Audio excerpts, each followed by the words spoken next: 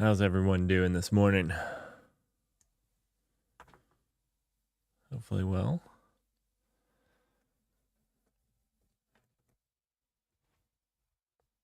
Hopefully well. All right, let's get into. You know what I didn't do? You know what? I didn't change my titles. Let me do that right now.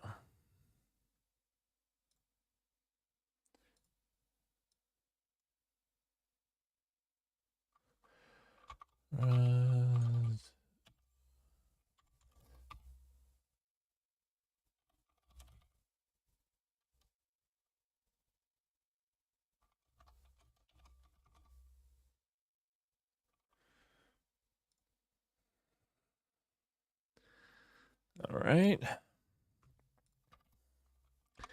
Got those out. Let's get my monitoring up. All right.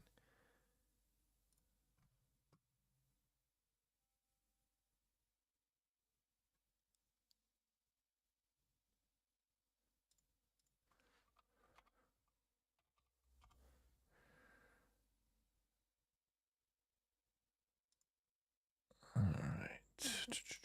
How's everyone doing? Hopefully well. Hopefully well. I think I have everything up. Looking good. There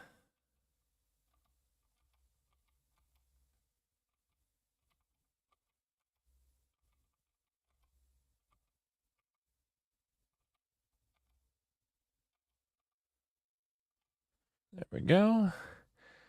Got chat up.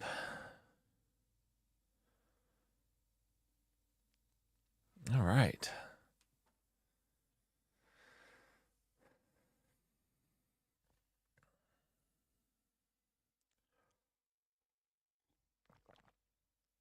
We got some Val. How do people pronounce that? How do people pronounce that?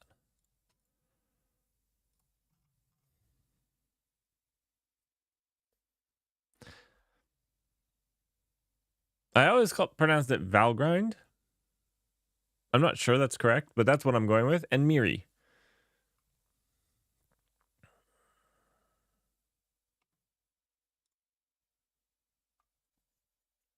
All right.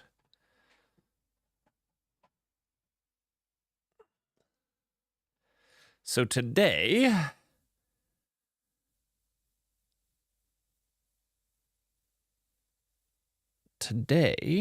we're going to go over these two things. We're going to give them a try.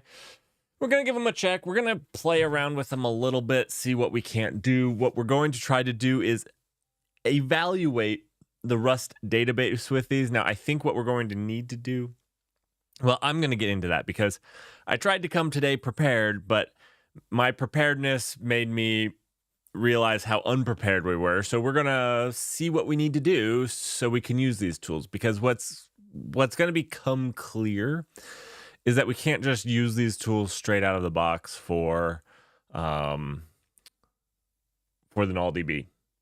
Or honestly, any application that I write would suffer from these. Yeah, would just suffer from these. So we'll see. We'll see.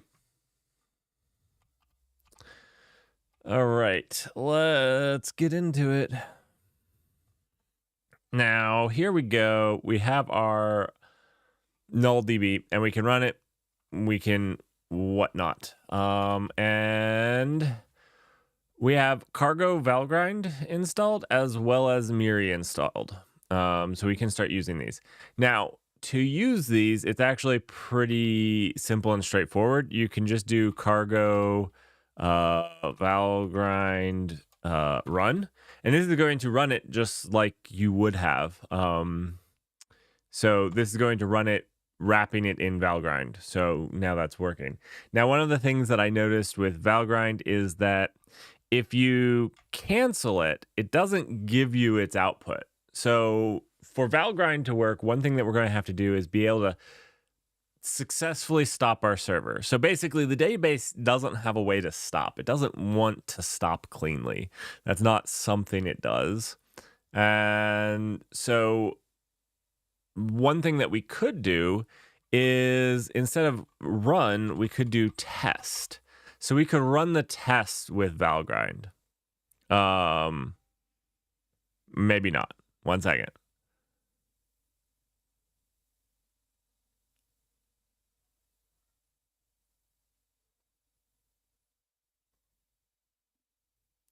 All right. So it failed. Our test failed.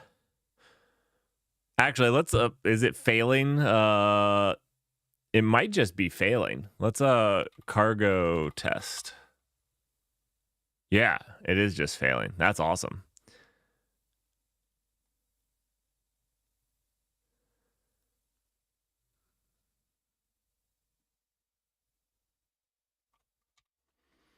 Is this going to help us? I don't know. Let's go check out. Anyways, so what I think we're going to do is we're going to write some tests because is what we're going to be able to do.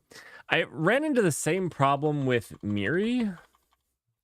If you can do the exact same thing. You can do cargo Miri run, but this we're going to have to do a lot more because this is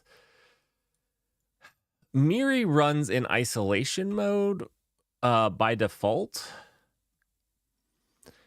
And yeah, by default, Miri ensures a fully deterministic execution and isolates the program from the host system. This includes the file system and the network. So I don't know. Again, I think we're going to have to make tests that Miri can run. Miri can let you access the file system. Again, though, Miri kind of takes a hands-off approach from that because if you are touching the file system, then it's kind of fair game. I feel like it's harder for Miri to do the things that it wants to do. So we're gonna see what we can't come up with. Yeah, we're gonna see what we can't come up with. Let's get into that code.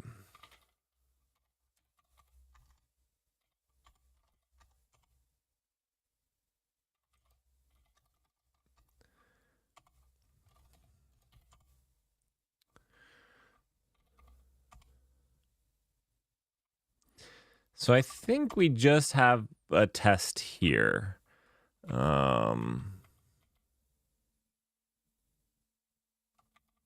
No. Where was that test?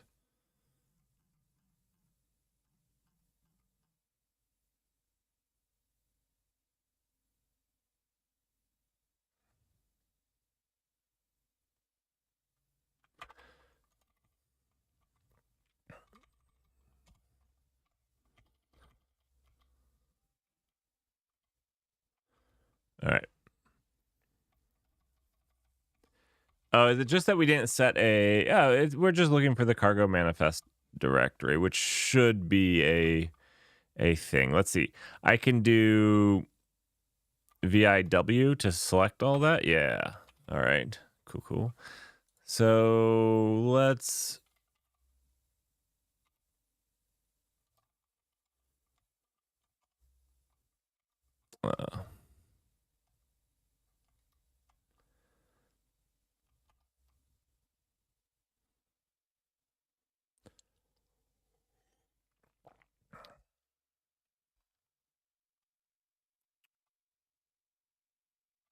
actually run the test again. Cargo test. Let's see. What did it say? Let's add the backtrace.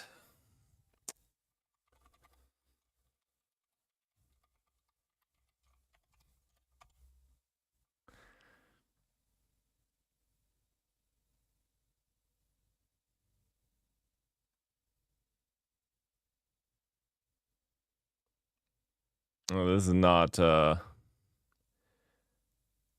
it's just failing on the assert. That let's see. Assertion failed. env set current directory. So I think we broke this when we made the index. We didn't actually run the test. So it's failing here.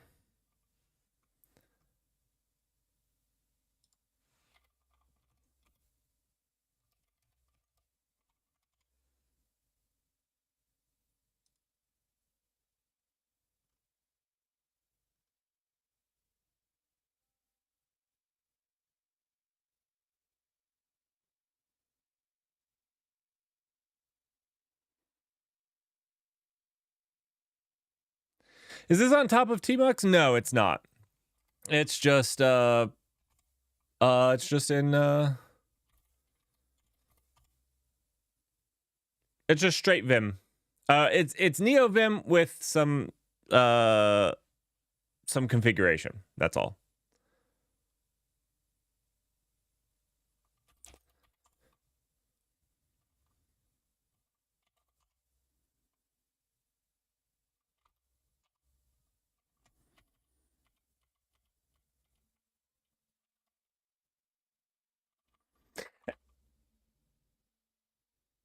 Oh, you use your NeoVim very minimalist? Well, I am not very good at NeoVim or Vim, so I've been learning Vim for the past month on the weekends. Yeah, so I'm not very good. If you have tips or pointers, see me not doing a key combination. I just now used VIW to select one. I was pretty proud of myself for remembering that. But yep, not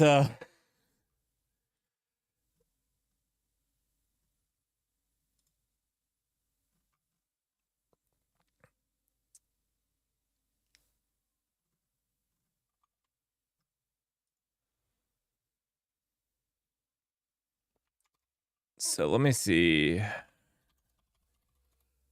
There should be. I know Go does this. Maybe there's not.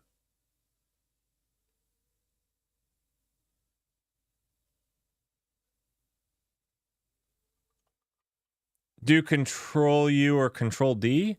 Yeah, I was using that to go up and down here. That's how I mean, I went quite a bit down to get to the test here. Although I should have gone down to the bottom of the page, but I don't remember how to do that. That's actually so yeah, I just went all the way that way.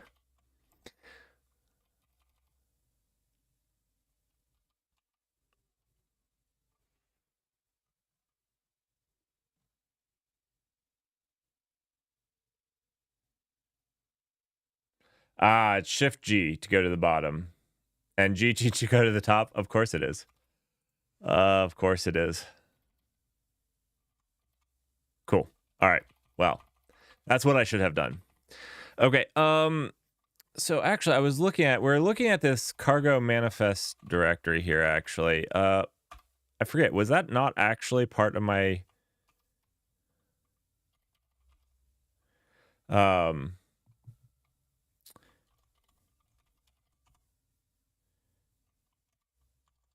yeah, I don't actually think this is getting set.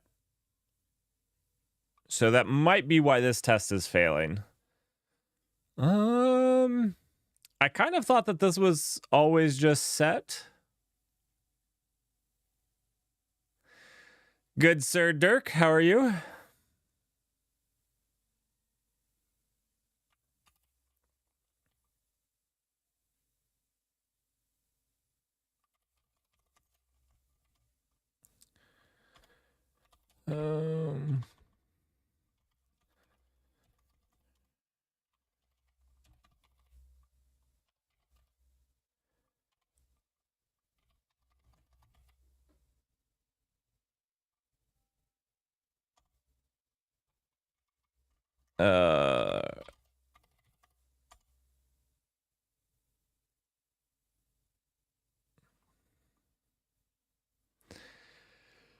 Let's see, this test is failing. Because it's failing to set the current directory. Now, this test does have like to actually go through directories, because it's a database and it's actually looking for files. Your main config is all about Go. So funny. Mine is also mostly about Go. So I do a lot of Go, probably more than I should. So I'm like, I would say I'm half and half. Half the time I'm doing Rust, half the time I'm doing Go, maybe here. Yeah. So I definitely have more customizations around the Go with NeoVim. So like I get it where it writes out or it formats on write and stuff with Go and whatnot. All right. So what I found out, I'm going to start over with my discoveries. Also, thanks for the follow. I'm going to start out with my discoveries for you all as we're catching up. So going into this stream, I tried to have everything set up. So I got Miri installed and Valgrind installed. I got Cargo Valgrind installed. And effectively, you can run them like this. You can do Cargo, Miri, run. And it's going to run wrapped in Miri. Now, the problem you're going to see here is that this is a function that's not available in isolation is enabled. And basically, isolation isolates your process into a deterministic thing. And it removes file system and network. So we have exactly two things our database does, is it messes with the file system and serves it over the network. Like that's what it does. So we're definitely going to have to work on that. Now, the weird thing with Miri that I found out, which is going to make this a little bit more difficult, is while I can get file system, so I can get disable isolation here and get file system, I cannot get network. So even if I disable the file system or the isolation, which will give me access to the file system, which kind of breaks some of what they're trying to do, I cannot get network. So what I think we're going to need to do, and then the other thing that I found out was that if you do Cargo Valgrind, and we run it Valgrind like this, Valgrind's okay running in not isolation mode, but it won't report unless if your app cleanly exits. And we don't have a clean, the database doesn't shut down ever. Like we haven't programmed it to. And really, there's not a good way to do that. So what we need to do is do a couple good sets of tests, because what you can do is you can do something like, instead of just running, you can do test, and it will run through all the tests. So I think that's what we need to do to test Valgrind and Miri really well, is to have a really good set of tests to go through. I don't think we're going to ever be able to test our database straight with Valgrind or Miri. Yeah.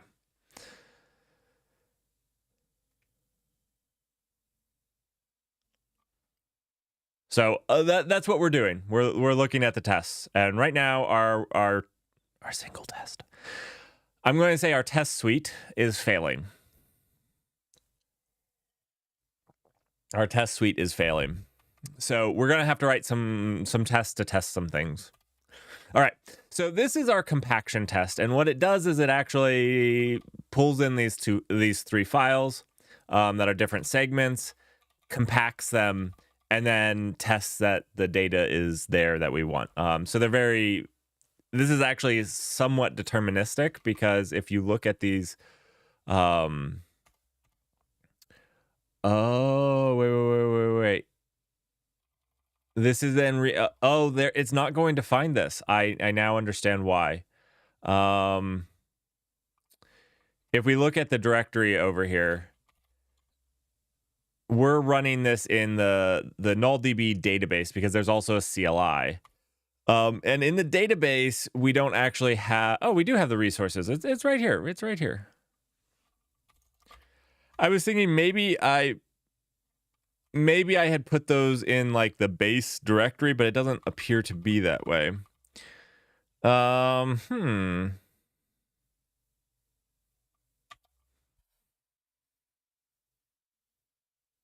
Now, the other thing is we can move on to writing some tests that don't touch the file system, because I think those are where Miri is going to shine. Now, the problem is it's a database. Everything's about the file system. So I don't know, like, do we want to make an all in-memory file system? We could try doing that. That seems rough, but Let's debug this one test, though, because this isn't even running with cargo test. And it's failing on the assert. So it's failing on this here. So let's debug that first. Let's figure that out. All right.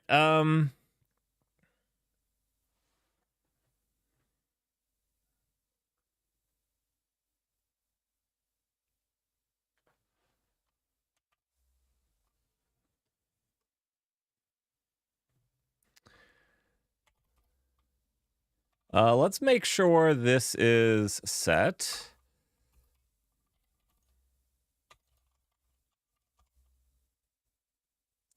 So that's set to here. So that should be good. We can go ahead and print. I don't know. Does print work correctly out of here? I think maybe. So let's just do a print line here. And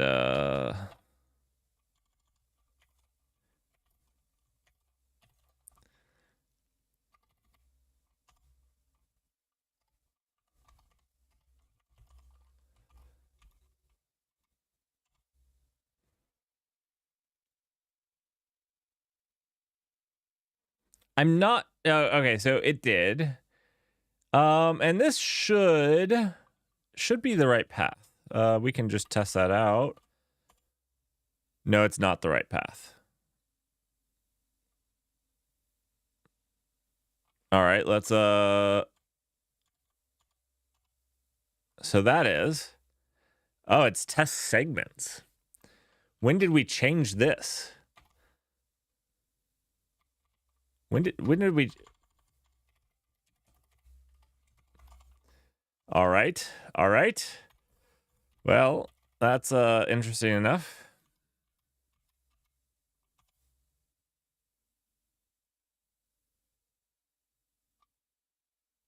Different. When did we change the directory name? I don't know. All right. Well, we at least are now failing on a different assert. Let's see. Panicked at assert a file length of equal to 1. Wait, does it not tell us what it...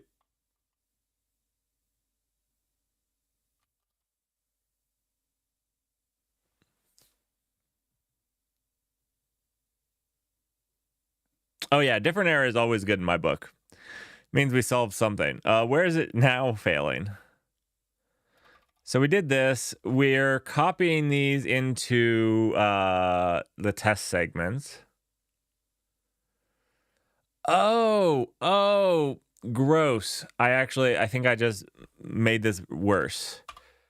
I think what this is supposed to be is a temporary directory that never got checked in. Because it looks like I copy these segments over, basically so that the thing can compact them. I hope I didn't just did I just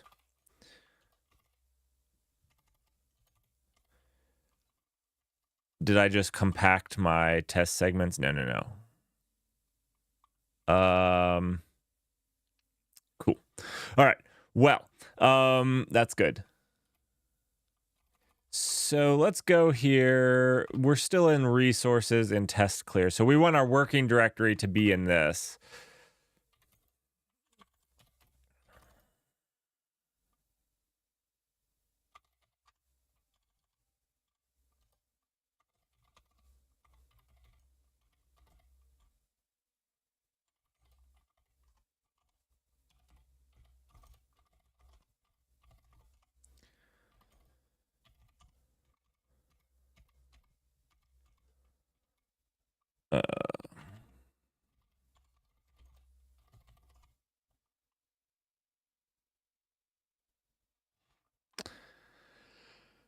All right, let's see. Panic at assertion.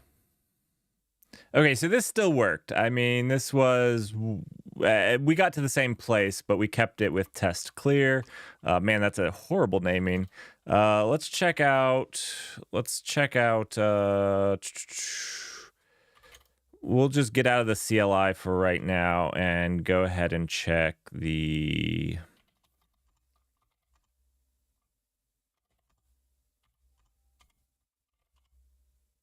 So we did copy the files over. So we got through here, copied these things over. And then it really is this. So we're expecting...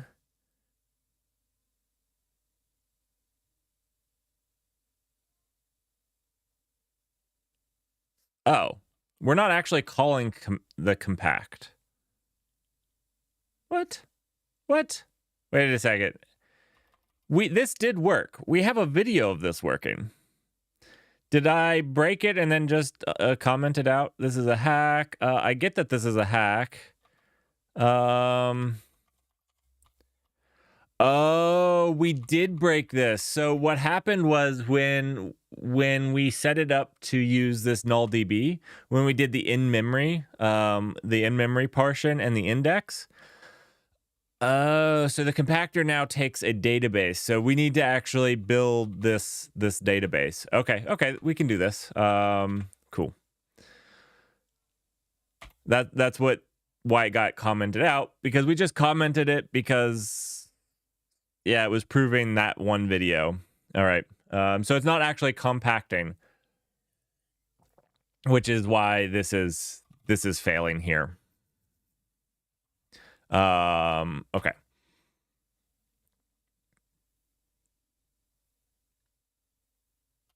So let's go to main. We might be able to make a test around this. I'm actually going to comment this out because maybe we start with a different test, because we might be able to write a test for indexing these files first. Easy. So I'm just gonna... I say might. We'll see.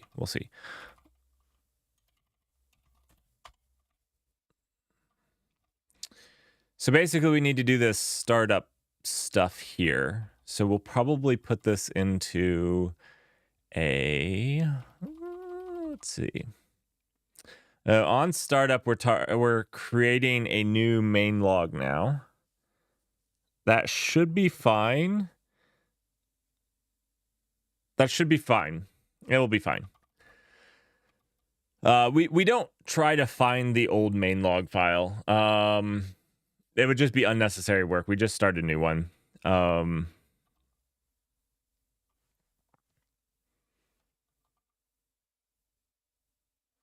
I think. All right, let's go ahead and let's go down here and we'll just start a test. Instead of compaction like this one was doing, we'll still need to use these files, but we're going to start the server. Let's copy this stuff into a... I think we'll copy this into a function.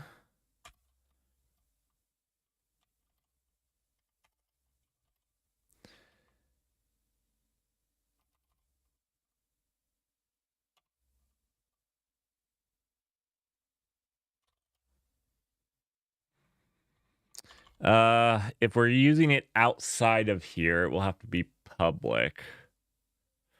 We'll start without it being public.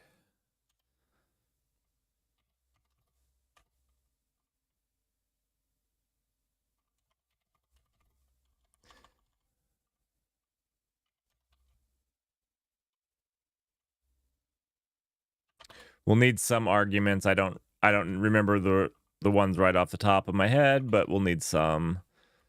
We'll need a result. We'll just return an anyhow result.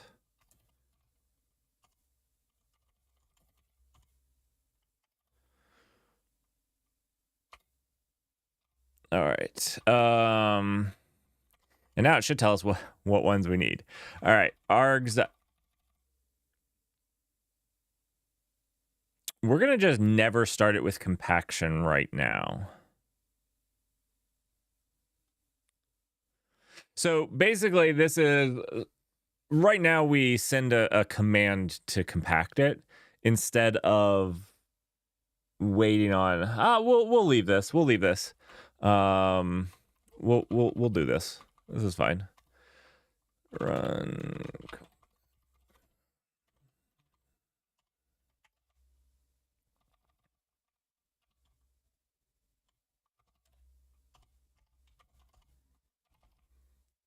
Also, this should return a null DB, right?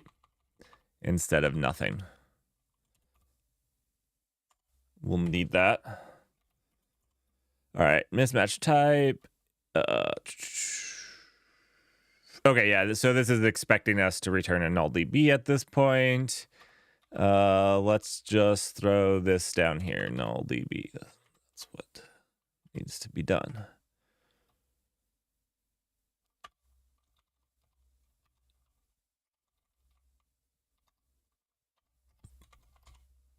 Yep. Uh-oh. Oh boy. Oh boy. Okay, so right, we're creating it here. Do we want to do this the easy way or the hard way? I feel like we should just do the easy way, which is not going to be particularly performant.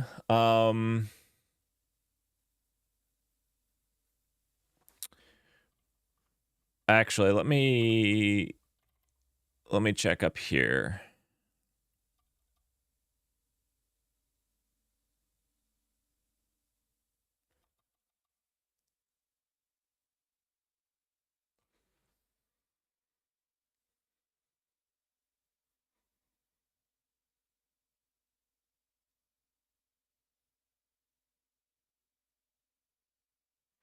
So we already do this this right here, this database mutex. So I think we'll actually just do one of these, which is one of these data. Okay.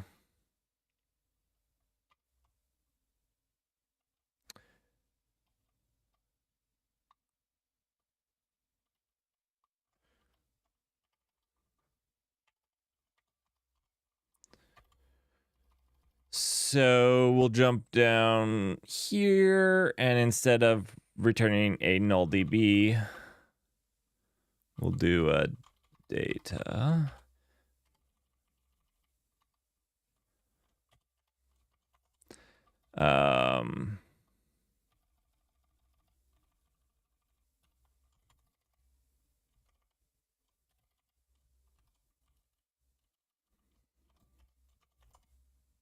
Now we're still going to have the problem of value moved here. Now I think we'll just I don't know how I want to solve this.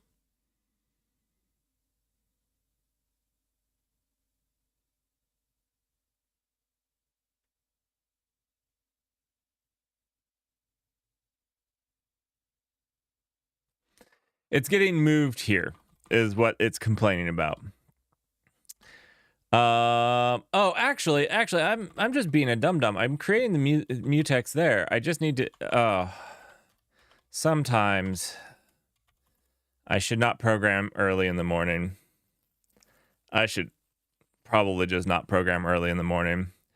Okay. Let's pretend that didn't happen. Hopefully there was an ad or something running. That's what I'm going for. Hopefully. All right, so we can delete this all. And we can we'll leave this. And this was the result. Okay, so at least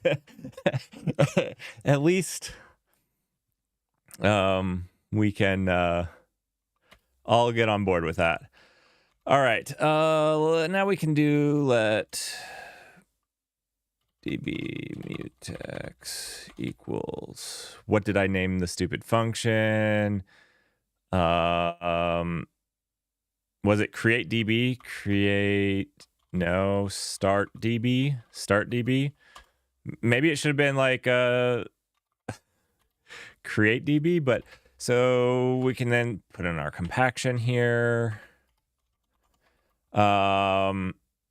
We don't need this. In fact, should we? That will be fine. And then we'll delete this. All right. That should.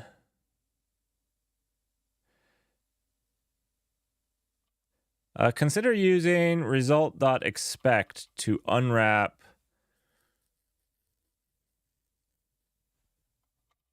We might come back. Let's see if we at least are back to a running solidarity. Let's see if we're back to a running state. No, we're not. So that's fine. Oh, we're on. This is a result now. This is a result here. So let's just. We're not going to be able to do this. Right. That annoys me.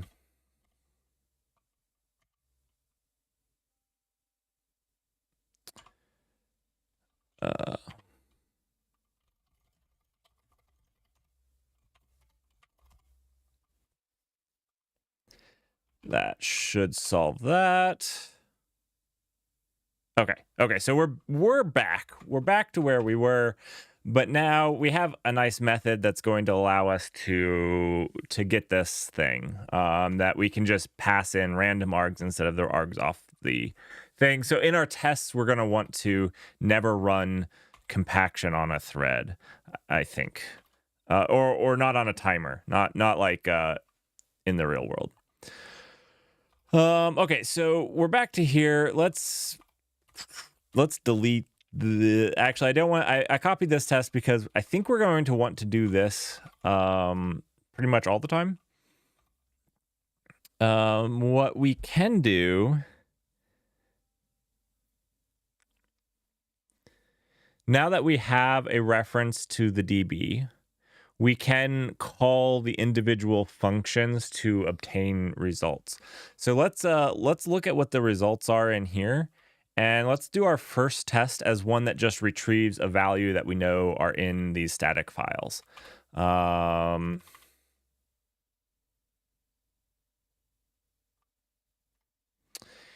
It's interesting. Fuzzy find.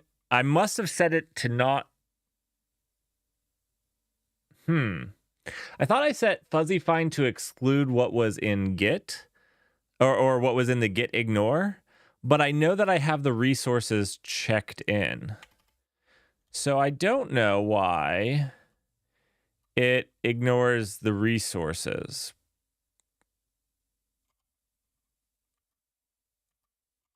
I'm not sure. Oh no, guys, I did nuke the resources.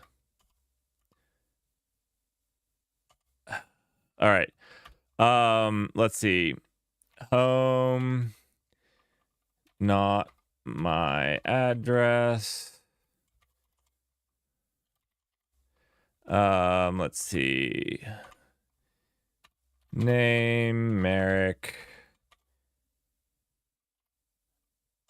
Actually, I believe we should have a new line. That's a good practice.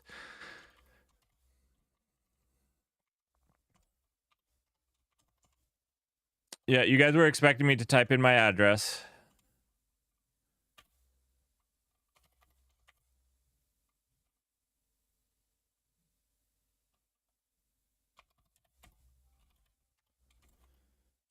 All right.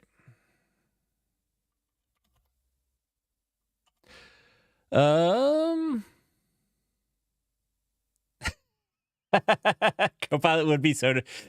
Oh, you want your address, credit card number? Did you guys see that where the Copilot was leaking people's keys? Yeah. That is a thing.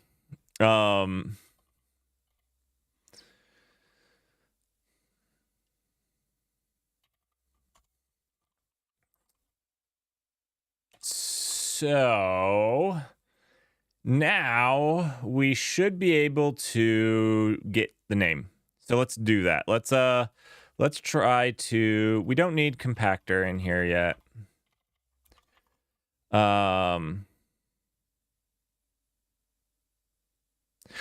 Yes. Fair point. It was not that Copilot was reading them from locally and leaking their keys. You are correct, Russell, and I should clarify. That was bad on my part. Copilot was just scraping their keys and giving them and handing them out to people. Oh, you want a secret here for AWS? I have one. I have a couple. Yeah. So we can delete all of this.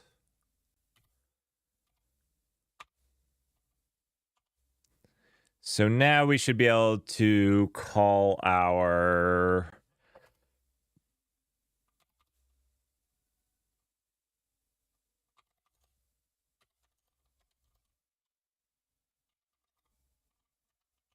and we want this to be false.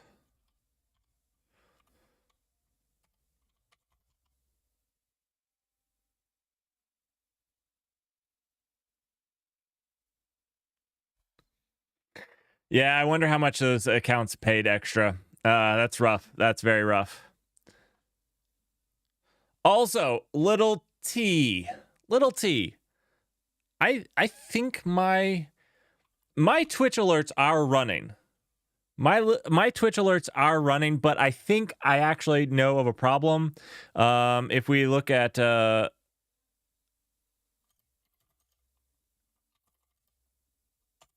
it's actually running.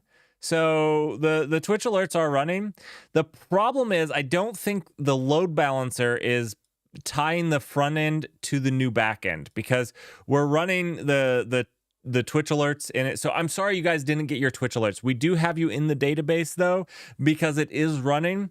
So whenever we get a website for your custom Twitch alert that was generated for you, it will be there. Oh, it did show up? Oh, sweet goodness. Awesome. That was AI generated, by the way. So if it called you a centaur, that was not me. I did not tell it to do that.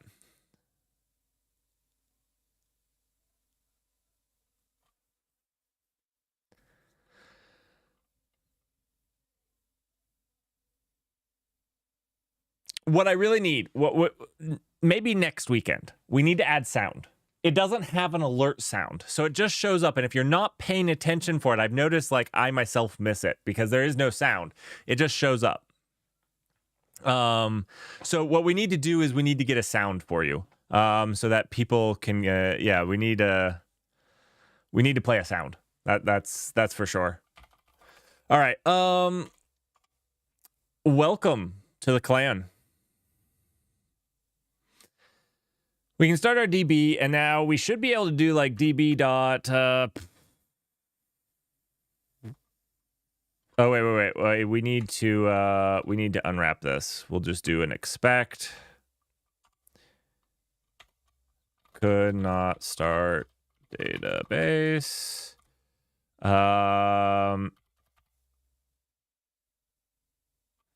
Get value for key. And that key should be name.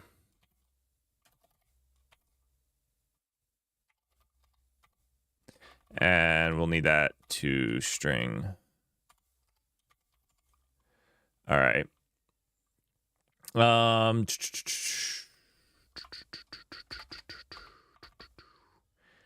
So we need let result.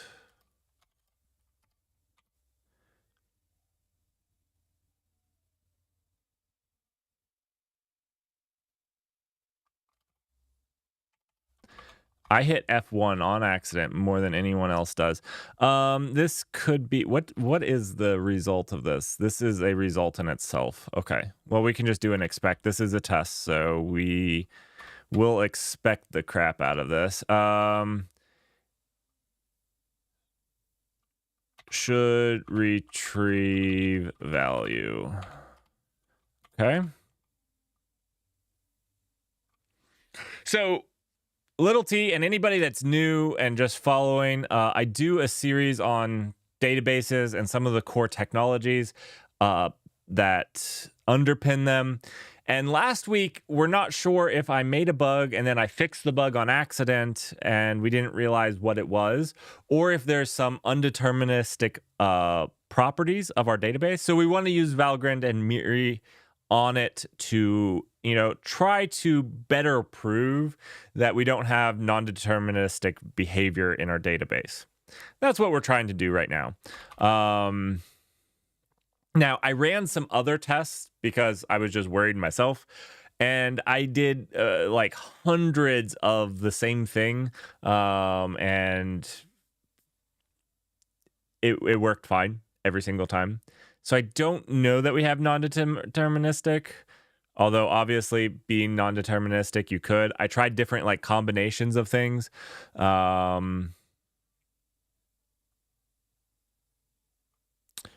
right, wait a second. What is this complaining about? NullDB read error doesn't implement debug. The trait debug is not implemented for the null. Oh, okay. Expect wants this to have debug. We should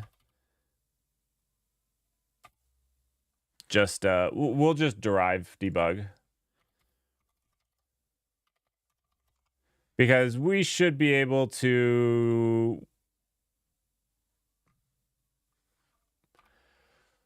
derive this, right? I think so. I think I'm going to try. It'll be debug. Did I screw that up? Do I have to import something for that? I don't think I do. Yeah. All right.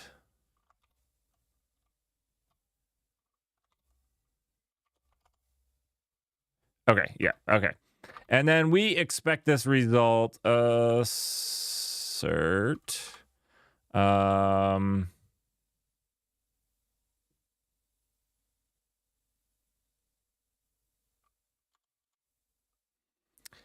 we want to assert equal that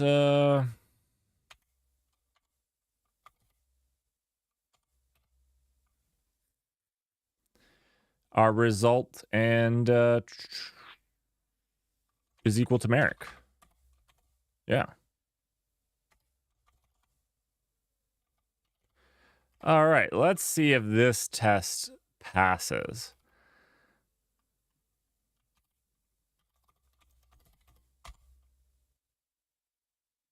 Two failed. Well, we have two failed. Oh, okay. So this is okay. And I think we'll just do this for right now. We're not going to parse the key from the value. So we'll just do like we could. It's fine. But this is returning the whole record. That's fine. One test passed. Awesome. So our database is starting up. It's retrieving values from the files. Let's make the other tests start passing now. And then we'll have two tests to run the Valgrind and Miri on.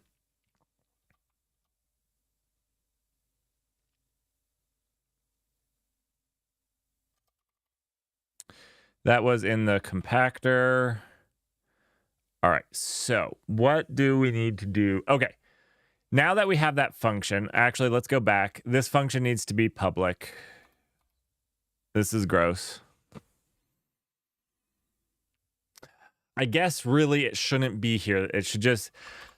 I'm going to do something that I say you shouldn't do, or I'm going to say is indicative of a code smell, but it's also okay. And what I mean when I say it's indicative of a code smell, I mean if you're leveraging it too much, you might ask yourself if there's a better way of doing it. I really do dislike utility files.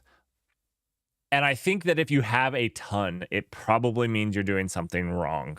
But they are really useful because there's sometimes these one-off things where you're just like, I don't know. I don't know.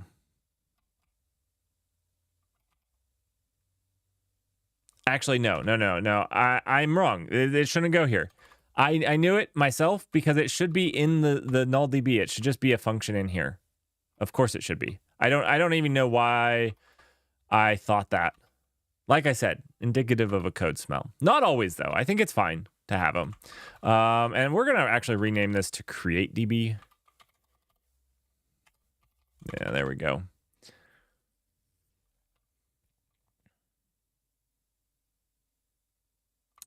All right, cannot find data in the scope. We're going to go back here. No, not here. Yeah, we're going to go, where was this from? This is from Axis, right? Yeah. Oh, that's not, I just wanted to go up.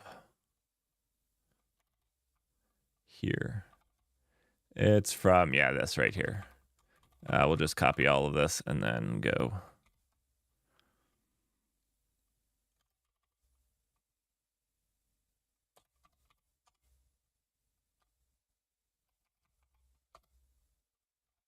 We don't need that.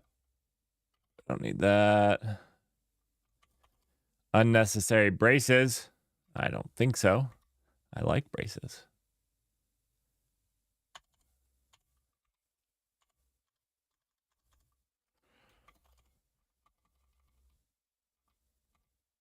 We don't need self. Okay. So picky. I need to get format on save. I know we did it for Go, and I need to do it on Rust as well. I agree, Dirk. That's what I was saying. I don't know that I go with the never. I don't know that I go with the never. I guess that's where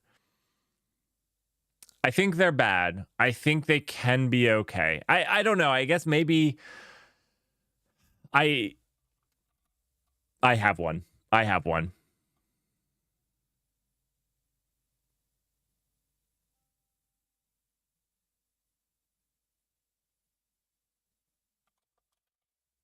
All right. This is from Tokyo. Can I just do it? Can I? I doubt it. Actually, let me check if it was actually from Tokyo. You might want to look at code actions too, as the import there.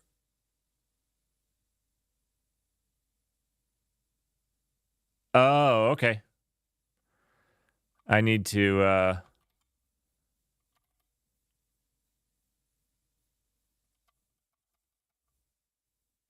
oh no, I'm just using the standard library, not Tokyo. Okay.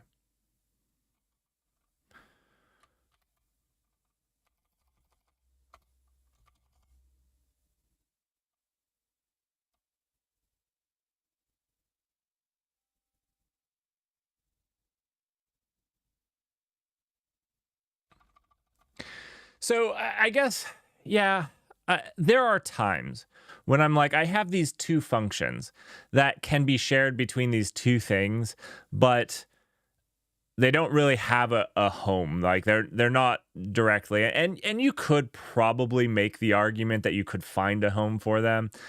I'm okay with, like, sometimes there's these things that are utilities that, yeah, but in general, you shouldn't be just putting a whole bunch of stuff into them. All right, we're going to make this public now from here. And I try to, if I'm going to put something in a utility, so like these are my utilities. Get all files by extension. It's just getting files by an extension, and it's getting I could make a files thing, and maybe I should make this a files utilities, but it's still utilities around accessing files, I guess, in my mind.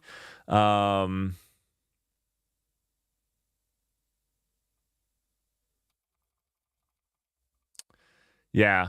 But yeah, I could actually clean some of that up now that I'm looking at it, because there's these things are fine. This should actually not be here. This has no reason to be here. This should be in the null DB, or a submodule probably of the null DB. Yeah.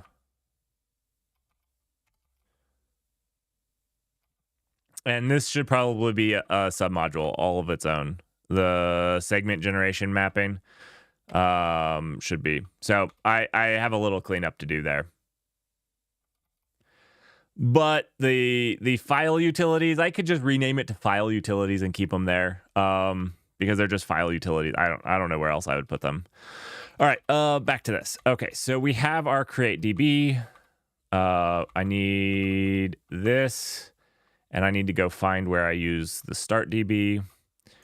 Let's see, start DB here.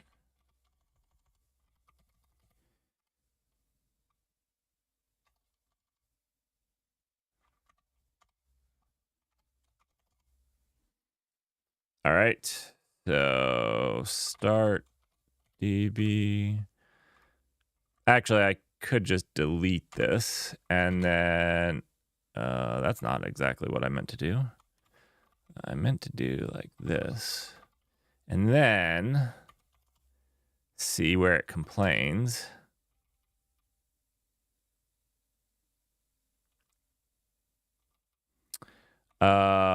Yeah, this doesn't exist anymore. This is in the null DB. Yeah. Wait, where is the import for that?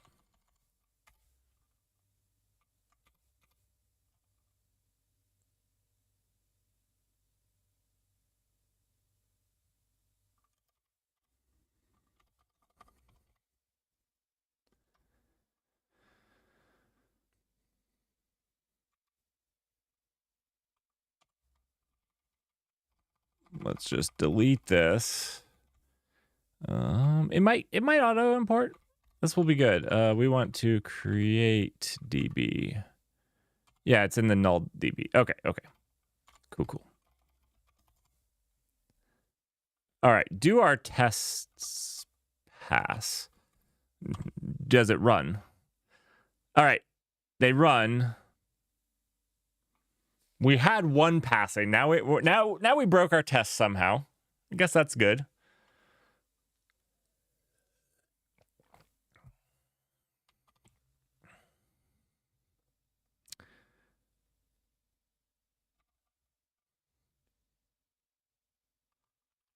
I didn't expect him to compile.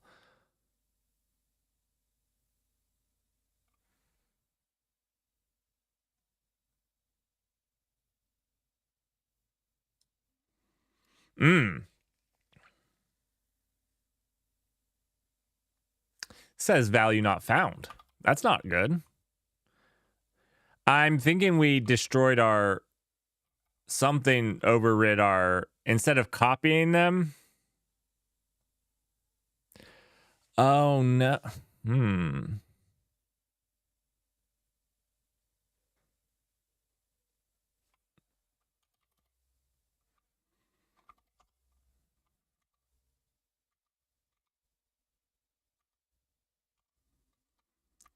So those are still good.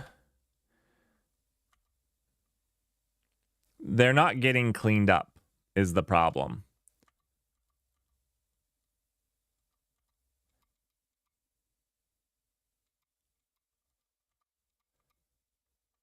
We have something a little weird going on. So these were main log files that were created. So each time the nullDB starts up, it creates a main log file.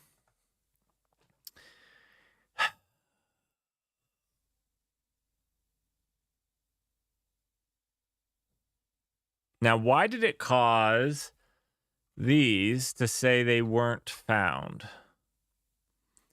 Because they should have been. Interesting. Because, yeah, it did not get...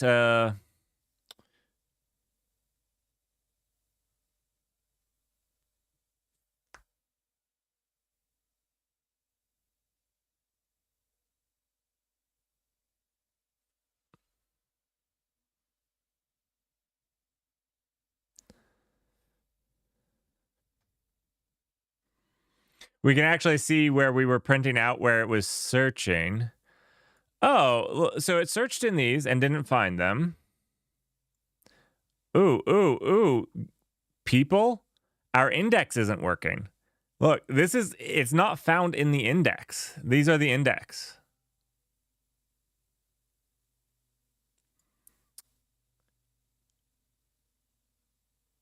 Maybe we found our bug. Maybe we found our bug. Or reproduced our bug. I'm not sure we found it, but I think maybe we reproduced it with a good old test. It's like testing works.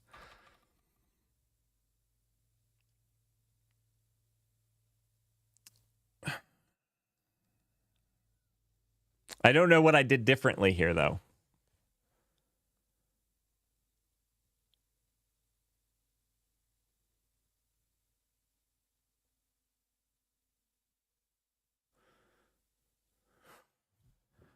Let me try something here really quickly.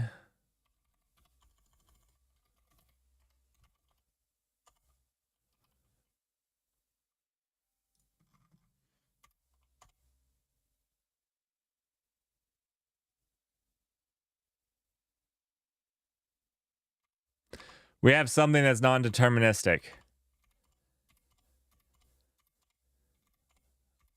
Or it only works if compaction. 1 second, let's turn this to false.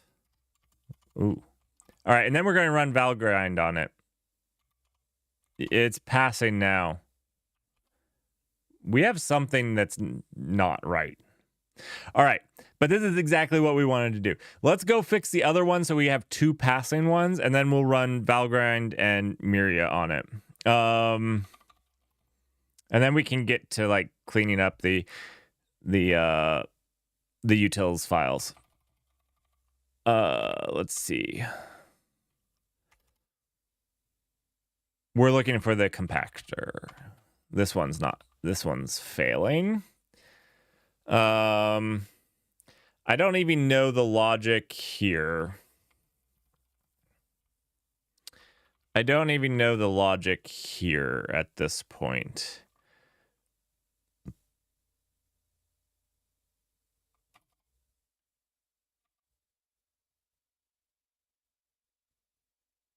So there is some alignment of stars that causes us not to delete all segments. Or to delete all indexes. That's the problem is like we literally, if you looked at it, it had 0 indexes. Our indexes just died. The files and the compaction, I guess I should have said this before we blew it away. There is some alignment that allows us to get into that. So I think I'm just going to...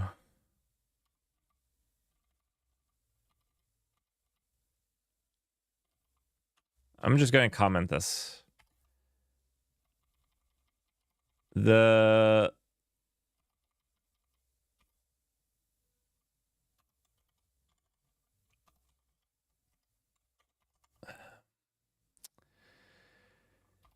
is not the right test for this. We'll try. I just want to try our. Okay, so we can be passing. I want to run cargo test with Miri now. Because we should be isolated, right?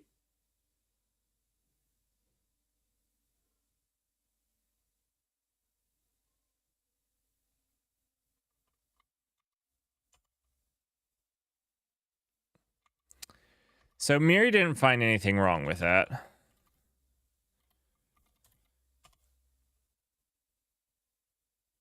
And neither did Valgrind.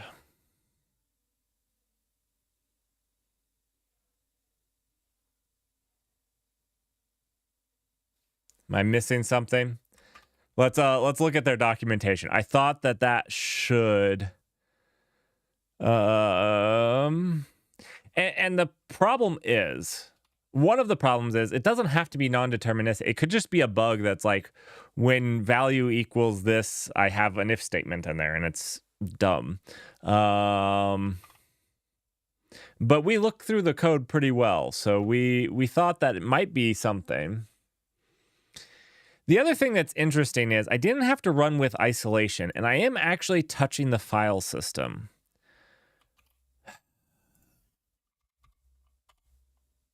I did not expect that to run.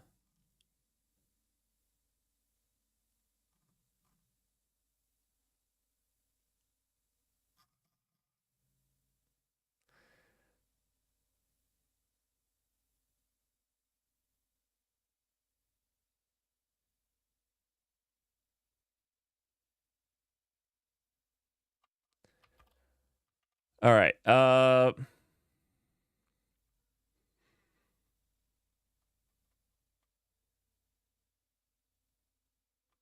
Actually, I want to test something. Let's delete RM.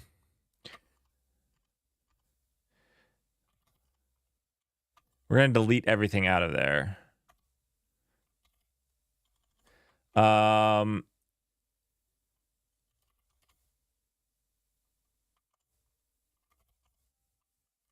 So there's no files in there.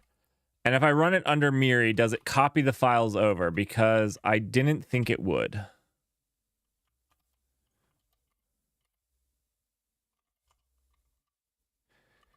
Yeah, so this is the weird thing with Miri, is it's in isolation mode.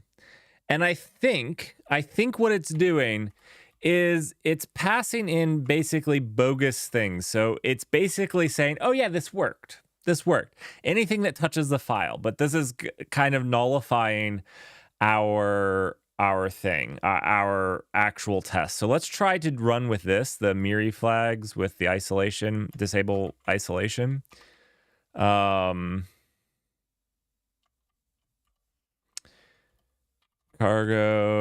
Miri test.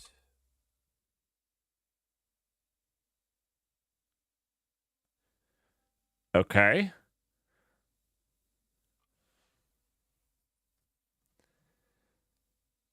Non-default is not supported. What is it telling us? So, okay, this is a non-supported. I think they talk about that in here.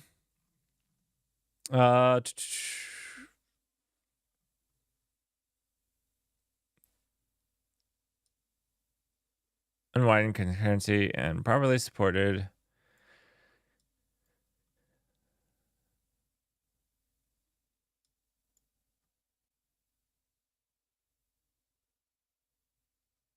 There are plenty of open questions around the basic invariants of some types. I mean, these invariants have to hold. Miri tries to avoid false positives. So there are programs that run fine in Miri right now, but no mean guarantee that it's UB free.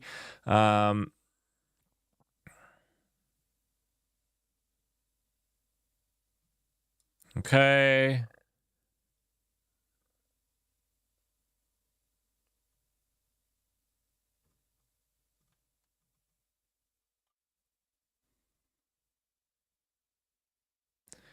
Let's do cargo clean.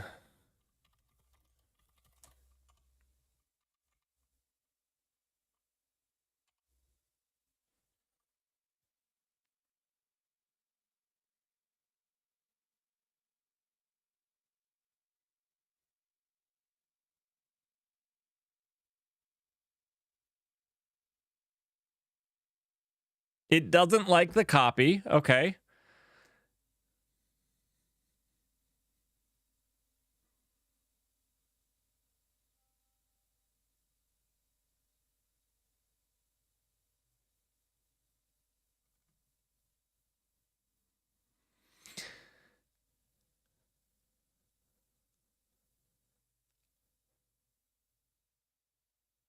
I don't know what non-default mode is. What is non-default mode?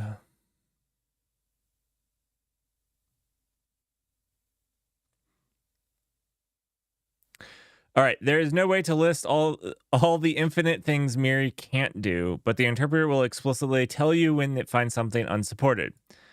Error, unsupported operation, can't call for. Okay, so I think that's what we're running into.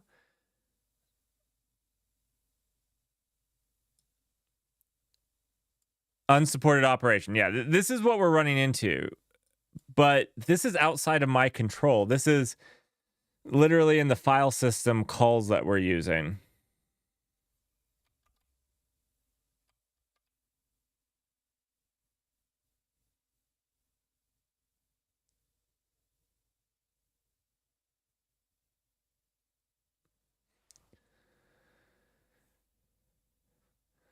So this is just telling us to ignore test cases that fail because of things Miri doesn't support. So I don't know that I can use Miri.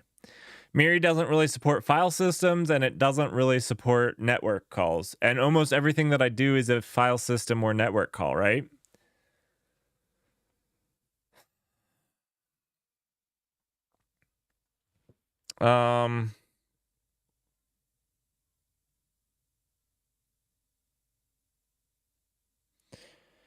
I could look at doing a virtual file system, like an in-memory file system.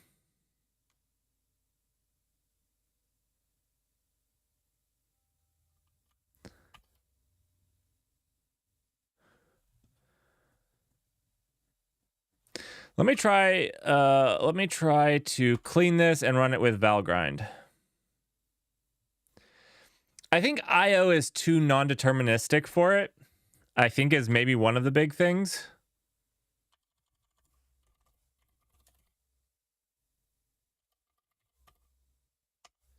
I'm not sure. I'm not smart enough to make one of these things.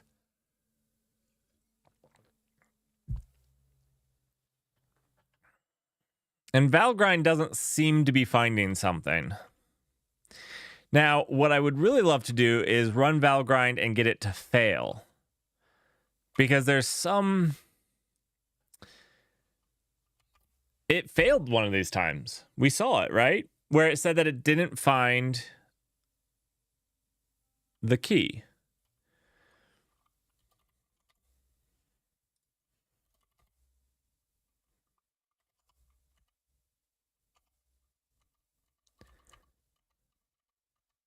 And this is doing fine, and it's finding these because these are the new main segments. Each time we run the test, it creates a new main segment, and that's fine.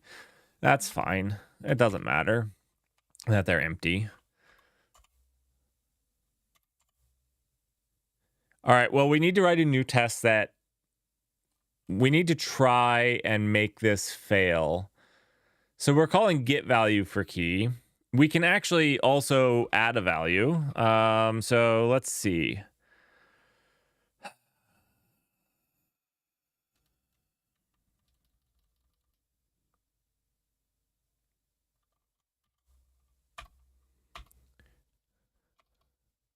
We can just call it a bunch, but what we can also do,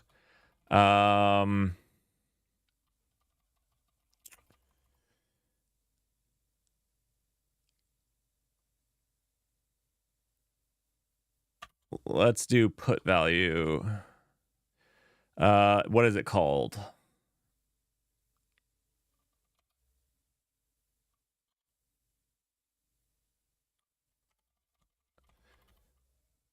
If it's not, it should be like write record. Let's see. Write value to log. Okay. Okay, that was close.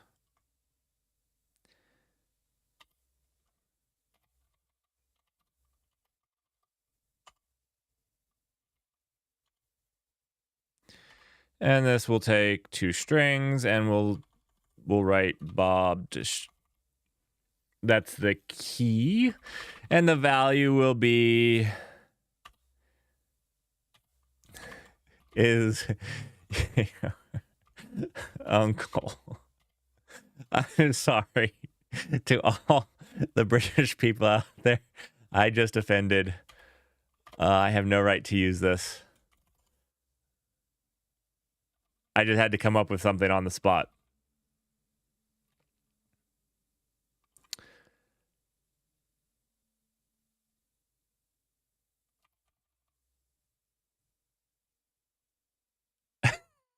Togglebit, how are you? Wait, Togglebit, are you British? Or is it more like a European thing? I'm not sure. I'm not sure which culture I'm appropriating here, honestly. I'm doing well. So what we're trying to do right now is we're trying to use Miri and Valgrind to find a non-deterministic problem that we're having. So we have these things that are running, but like we get this weird edge case every once in a while. And last weekend we looked through the code really, really well. We think we looked through it really well. And it seems like there's a non-deterministic error that happens every once in a while, but we haven't been able to reproduce it on purpose. Now, we've been playing around with Miri, and Miri doesn't seem to work well with databases. So this is a database, and it's the one that I've been doing on YouTube for educational purposes. And it doesn't seem like Miri likes to play with network or file systems, and that's pretty much all the database is a network interface to a file system. That probably offends database engineers all over the world, but so Miri wasn't working real well. So I'm trying to do it with Valgrind, and I'm doing just cargo Valgrind tests and running our tests. And right now I'm just trying to reproduce the strangely odd bug. What is the error? Okay, so the error is sometimes when compaction runs, I don't even know that that's true. Let me rephrase. Sometimes it doesn't rebuild the index. And it's not that it doesn't rebuild it deletes the index. Let me show you what happens. So whenever we make a new log file, we have to create a index for that file and so on. And if we go to our database, yeah, it's in here. And we can look at our indexes. No. Let's see. Put index. What's the function? I don't remember what the name of the function is. Let me find it really quickly. Write value to log. None of these.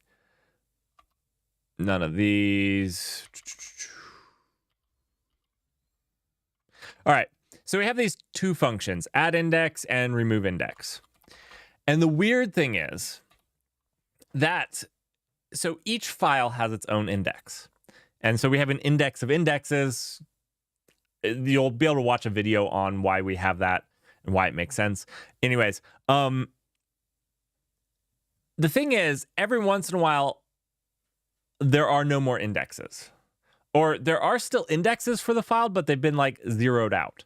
I can't always reproduce it, so we can keep running this until it accidentally happens, which, again, because it's kind of non-deterministic, we haven't found a good way to reproduce this. Let me try deleting all the stuff in there. Let's see, rm-f, resources, clear. Okay, let's try running it again with a clean slate. Yep, passed.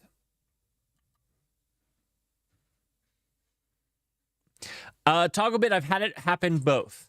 Now, it doesn't happen often. And honestly, it almost seems like it doesn't happen after it's happened once. Like, I almost need to restart my computer to try to get it to happen.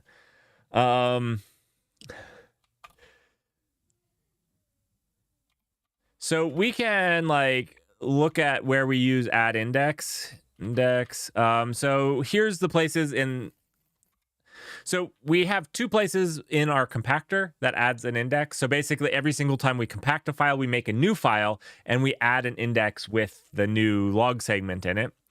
And then here, this is basically adding an index when we create a new log file. So maybe delete indexes or remove index is more useful to go over.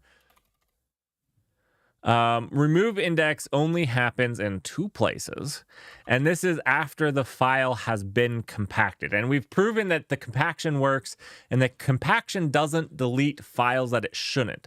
And we remove indexes from files we delete. And this is the only time we actually delete the file. So we've also proven that we have the file still, but the index for the file is gone. And so these are the only 2 places that we remove it.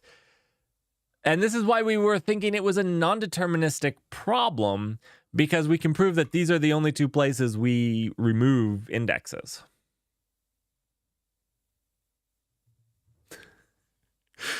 So I was hoping that Miri would help. Miri said, screw you, I don't like network and files. And I said, okay. And then I said, well, Valgrind, how about you? And Valgrind said, screw you, it looks good. That's where I'm at. Also, this is not me being upset with the people that have done fantastic work on those 2 things. Yeah. People have done absolutely fantastic work. I do not have unsafe in my code at all, period. Is my code safe? Absolutely not. Absolutely not.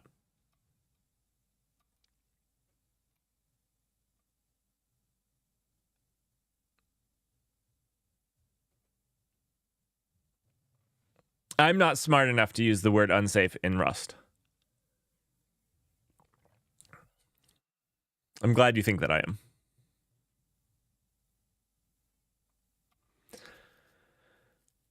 All right, we can try to do the compactor test, like actually write out the test.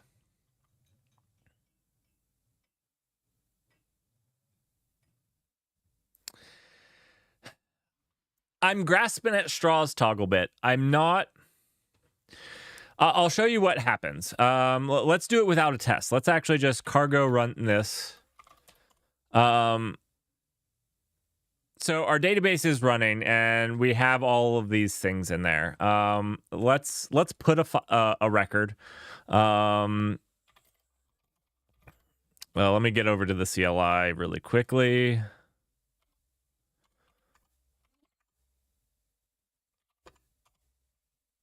Cargo run. Put Merrick was here. All right, so we should see that happen in our database. So putting data was here, writing to the log was here. Okay, so we put was here into our database. And now we can query that. We can do a get, and we can see that we got the key Merrick was here. We got our thing. So now we can actually add data. So we can just do a bench. So this just puts a ton of records. You can see we're writing a ton of random garbage data to the log. We can actually retrieve any one of these if you'd like. Let's get D, because that's one of them. And so this is the key for D. Cool. All right. Now, the thing we can do is we can run compaction here if we want. We can also get Merrick still. Merrick was here. We are actually searching through the indexes. That's what this is printing out. So you can see the different indexes for the different things. And it found it in this segment file. What happened the first time we saw this is we ran a compaction. So if we go and look at over here, we'll see that there's a ton of segment files. And there's actually more than there should be, because I set the limit to like 5 records per segment file.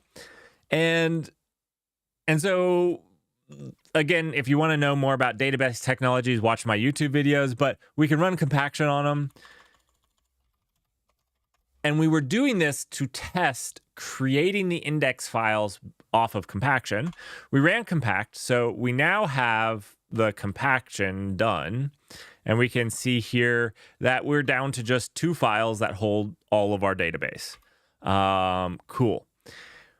We can see that Merrick is in this file. So we know that Merrick was here. And we can do a get on that. Get Merrick, the record Merrick. And we get it. Cool.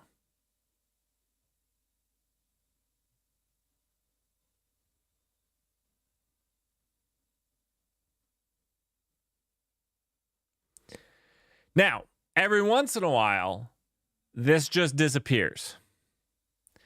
There are no records in the indexes. Now, I just noticed something. Did we, in our compaction, did we append the key to the value? And I think we did. Now, this doesn't affect our bug. This is a different bug. We found a different bug. While we were doing this.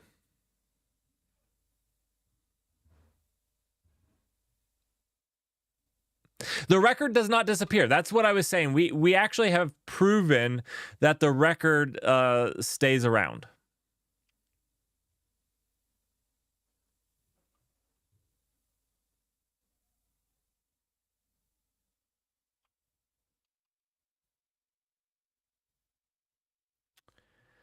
They do. There's a weird bug there. I don't know why. They shouldn't.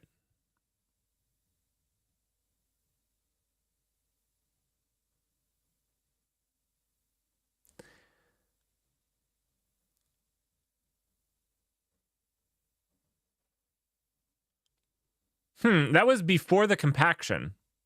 Actually, let me look in the file. Actually, the file doesn't have it. Maybe the CLI has a bug? Maybe the CLI is just doing that?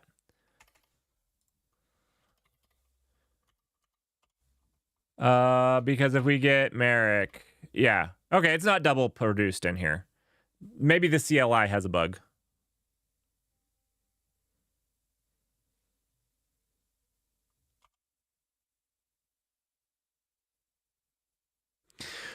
Oh, that's right. It is get value, but it returns the entire record, which contains the key as well. Yeah, that's a good point. Good point. Thank you, Russell.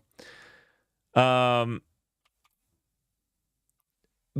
yes, we have it, and we can do a few more gets and puts. We can do. I mean, bench is actually doing 1,000 puts. That's what this does. If we look here now, there is a bunch of records because that's what it's doing. And then we can get Merrick again, and it's searching through all those. We can do a compact again. We can do a get again. We can do a bench again. Get. This is going to make me crazy. I mean, maybe I started crazy, but this is going to make me crazier. Chat can vouch that it happens every once in a while. Chat can validate that. Right, chat? Right, chat? Don't make me think I'm crazy now. It happens every once in a while. I promise, Togglebit, it does. I promise you it does. But I cannot reproduce it stably.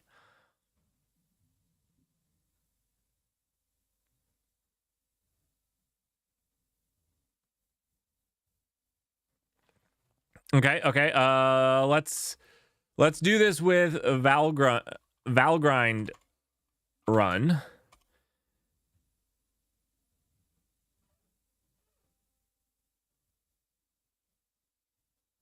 Oh, a drive timing issue is a good call, Russell. Possibly. Also, Togglebit, absolutely is it multi-threaded? Absolutely.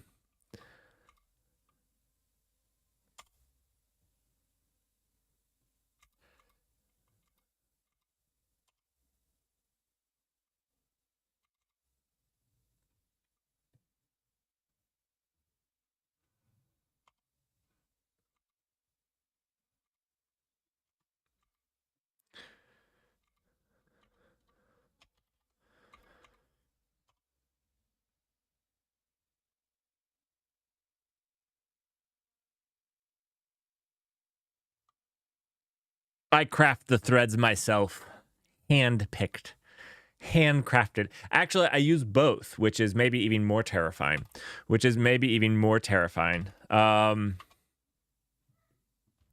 These are artisanal threads. That's right. We have two things going. We have a web server going. So I can talk you through the threading. I think it's fairly safe what I'm doing, but maybe I probably have a bug in it. I probably have a bug. Let's be real. Let's jump over to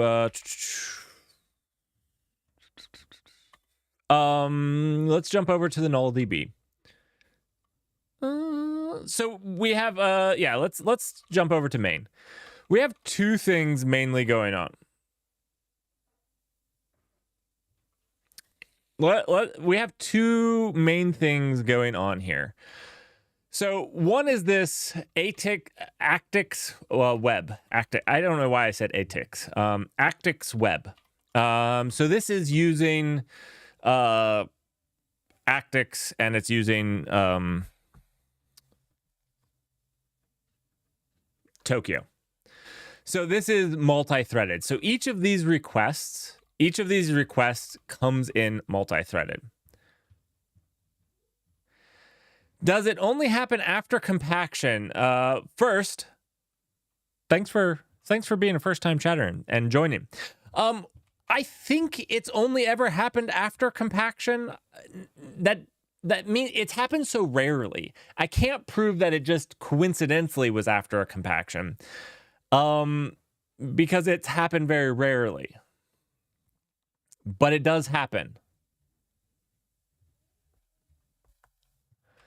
Okay, so each one of these things it's an API that Actix handles, and they come in on their own threads. Like they're not single-threaded. It's a web server. Now, instead of forcing these all on one thread, so a lot of databases, I'll say a lot of databases will have like a thread that handles things. And there's a bunch of different ways to handle this. But so all of these threads can access the database,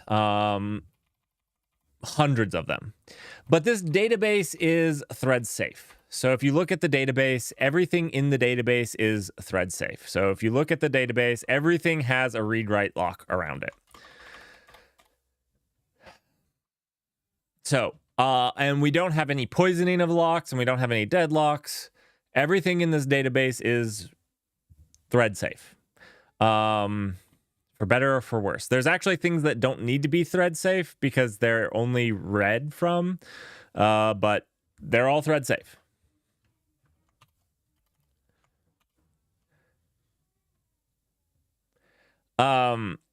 And then we have the compaction thread. So if we go here, we can look at, we actually create a thread for the file compactor. So we have a background thread that runs. This is the artisanal threads here. This is our very artisanal compaction thread.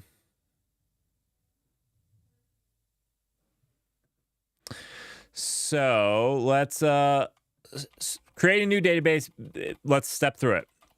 We create a new main log segment. So this is going to be our new main log, because we always want to have a main log file that we have basically just write permissions to. So the database is going to take out a solid write. It's going to be the only thing writing to this. So we'll never block reading on it. So we get a new main log file. And that's just a timestamp and a generation code. And then we create a new DB with this. When we create this new DB, what this new function here does is it generates a index. It takes a read-write lock out, or it creates a new read-write lock for our indexes, and it generates those indexes. This has always worked.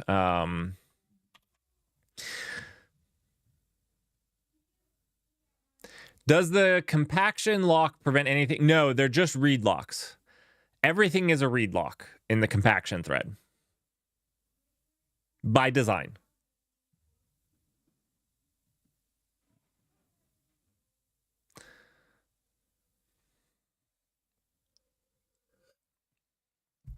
Okay, so this generates our indexes, and it indexes the entire. We don't do a lazy. This will be in the video that's coming out. We don't do a lazy generation of the index, although you could. There's pros and cons to whether you do it lazy or not. And it basically comes down to whether you want a deterministic amount of time for your index, or would you prefer a faster startup? We're doing a slower startup for a deterministic time on return. And then here we're just creating locks around the log, around the file mutexes. So one thing that you would know or could know is that Linux doesn't actually give you a file lock on a thing. There's no way from the file OS, no real way. So we manage our own locks around files in here. Yeah.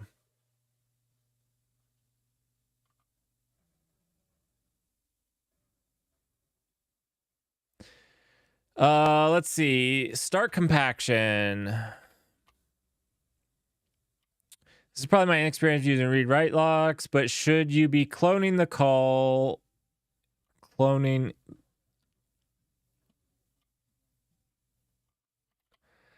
Let's see. I don't even need to be taking out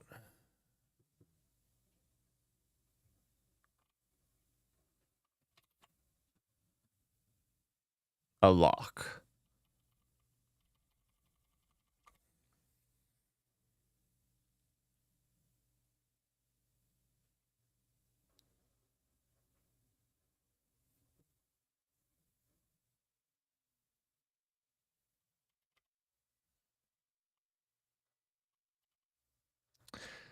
So this is of type arc, so yes, you clone it.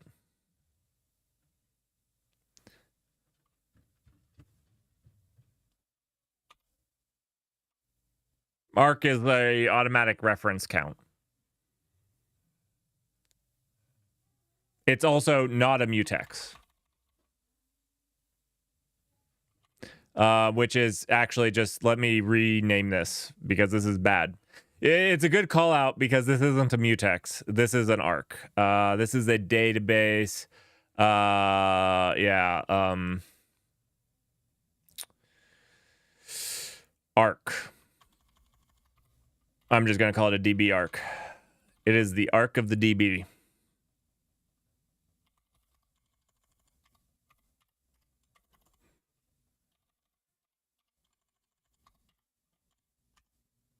Ah! Ah!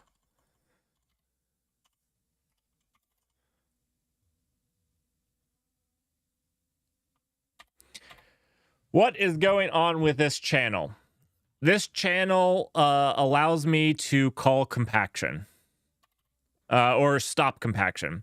So basically, compaction happens until we call to stop it.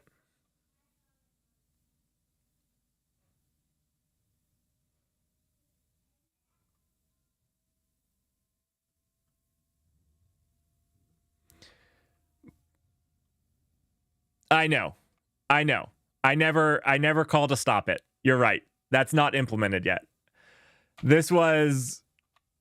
I was going to do it, but then basically what happens is I just haven't implemented that yet. So create DB gets called, and let's see, where does this get called from the real? Let's see. Yeah. Create get DB gets called, and we just run indefinitely. So in theory, if we wanted to be able to shut down the server, we would call. To do it cleanly, we would have to make a call to stop. Just haven't done that yet. You're good catch though. Good catch.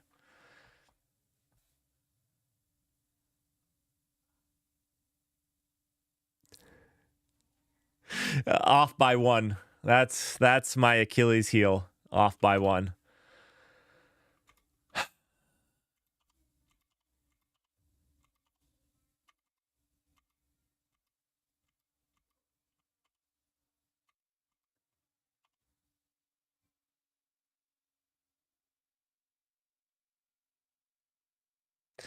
So the file system sync doesn't seem to be a problem because the few times this has happened, we have actively looked at the file and the file exists with the record. So we've gone in and looked at the file and found our record, you know. Merrick was here. The times that it happens or have happened, we have validated that the database hasn't been corrupted, because database corruption is definitely a thing for sure.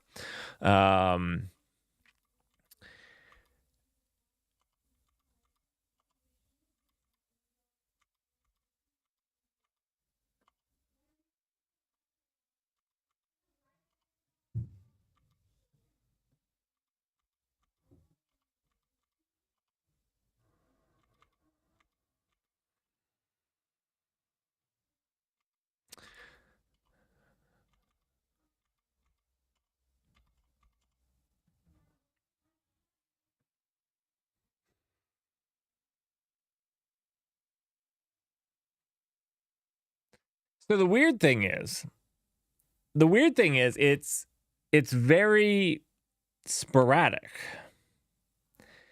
The other weird thing is it's not the file, it's the in-memory index, which should be easier to understand how it's getting messed with. I always check a manual record. It's hard to look at the auto-generated ones because they're just generated garbage. I mean, I'm just checking the one that I inserted.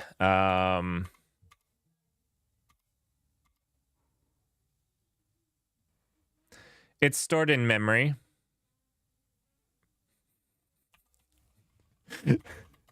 I don't know why you're asking such a silly question. It's stored in memory. What do you mean? Where's the memory? It's stored right here. This is our indexes. So basically the structure of this is the file.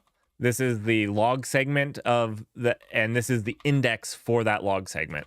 And this index is just a hash map of string usize.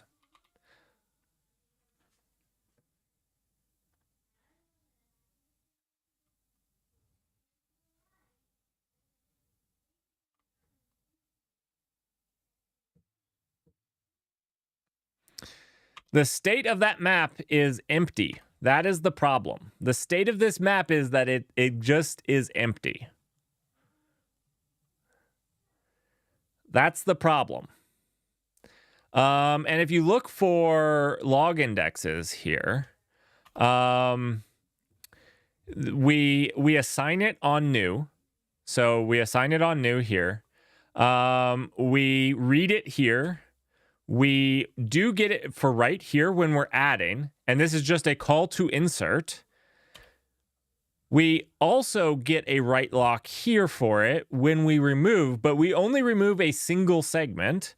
And these segments, we previously went through and proved that these are the segments that get deleted as well. So they're removed from the file system, and then they're removed from the index. And we don't delete the wrong thing. And those are the only times it's touched. So we create it on startup. On startup, we create it right here. So this is that new DB when we're getting a brand new DB. And we create the index and set it here. Create.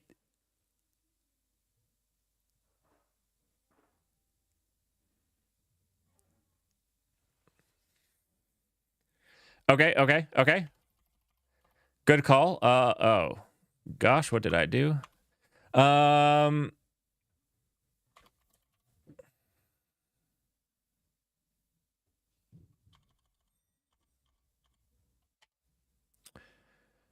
don't think this one's useful.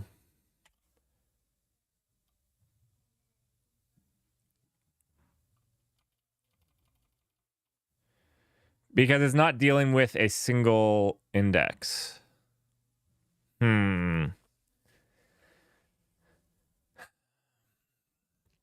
Do we want to iterate at the startup? I mean, it's never happened at the startup. We've always had to deal with the database a little bit. It's never been wrong here. And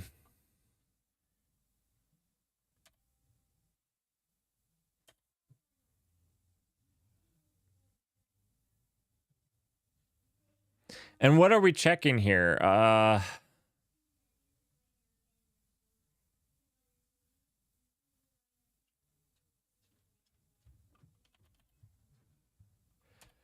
Okay.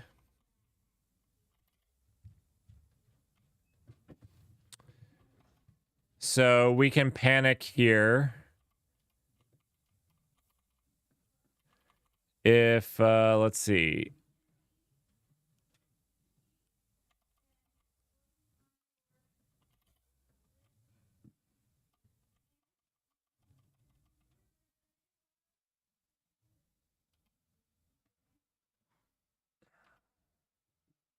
I do print them out. But yeah, we can panic here if, let's do panic. The thing is, we currently have empty files, right? Sorry, I'm just trying to think this through. No, we don't currently, but we could have an empty log segment. The main log could create a new log segment that's empty. That's valid. But that should actually be okay because we don't generate an index until it's a real file, until it's not the main log. So this should be fine. All right. Panic. Well, we don't want to just call panic. If, let's see.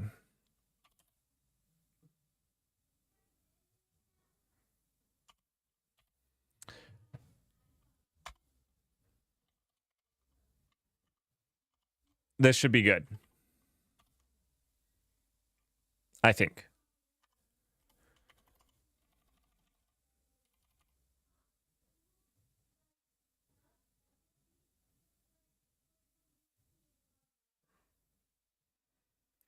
So this index starts out empty. We read in the file, and for every single line, we add an index for that file with its line number. So in the future, it will be a byte offset instead of a line number. Everything is being really simple for this for these explainer videos. And so right now it's very easy. Every record's on its own line, which is a waste of space. I get it. But it keeps it very simple, very easy to read the files.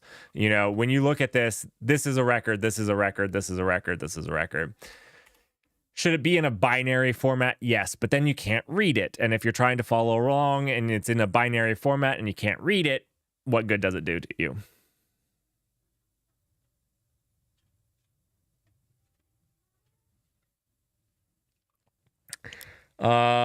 Get key from database line could also result in an empty index.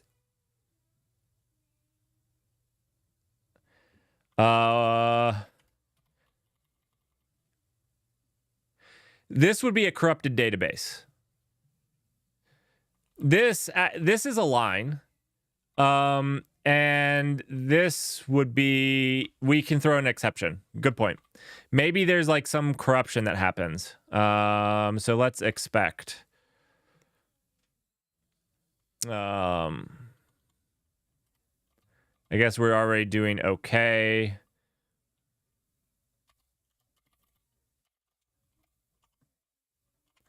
Good call. This would be, if this is not okay, it would be database corruption.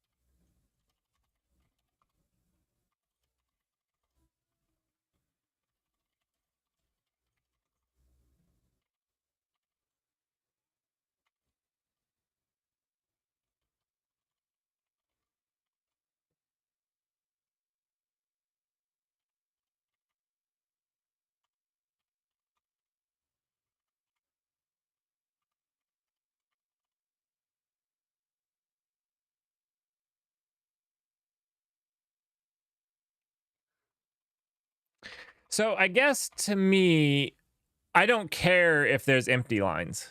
I don't need to index those. There's actually usually an empty line at the end of the file. That's fine. It's acceptable. It's also, I mean, it's not good, and maybe in a real database, this wouldn't fly. But like, this is also okay. This is nothing.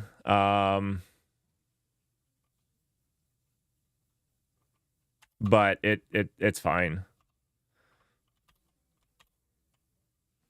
What about the function above the one we are looking at? Okay, so this one iterates over every segment file. Like, we could have a bunch of segment files, and it iterates over each one of those segment files.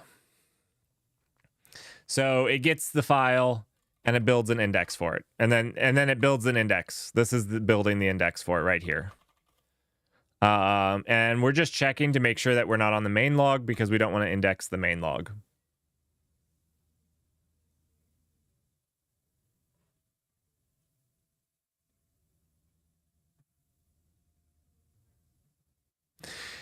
Yes.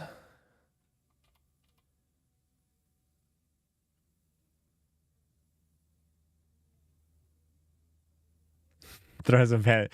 Okay, we'll throw some panics in here.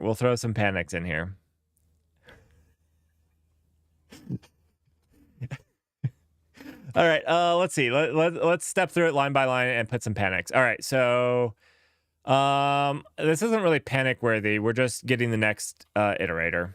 And we could have none if the database is starting with no information in it. So this is fine. Let's see. This is fine.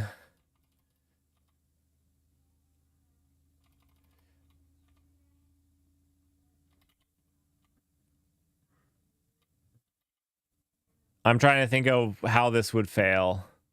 This doesn't fail. We use this a bunch. If that failed, compaction and everything would fail, because that's what orders our database from newest to youngest.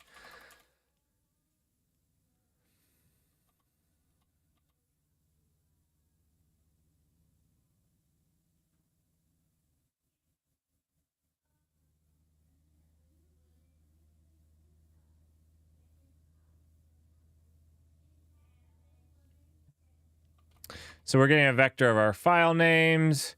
We sort that vector. So these are all the file names in the current generation. We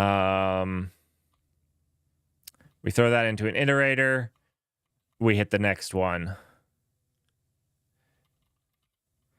This should, like, I don't need to panic on this, because like this would panic whenever it hit the end, right?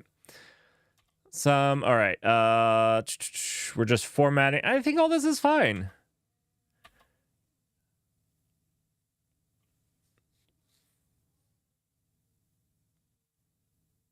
Can panic if the file name is empty. Absolutely. Let's check that. I hit the wrong thing. How are you doing, Scott? Scott B? How are you doing?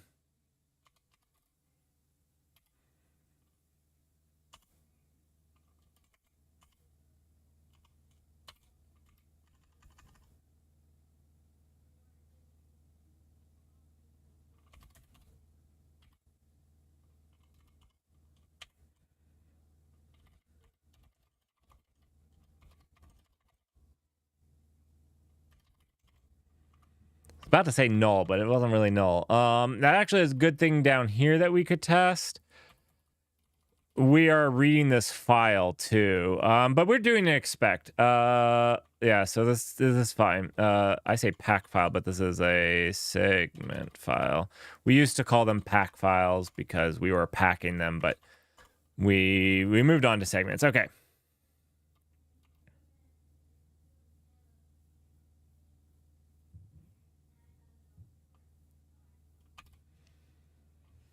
So let's stop. Let's run again. So we can see we built our indexes. So we built an index for the generation 0 first. Then we built the index for generation 1. These built, they printed out their index. We can see that Merrick was one of them. If we get Merrick, we're going to get it from that.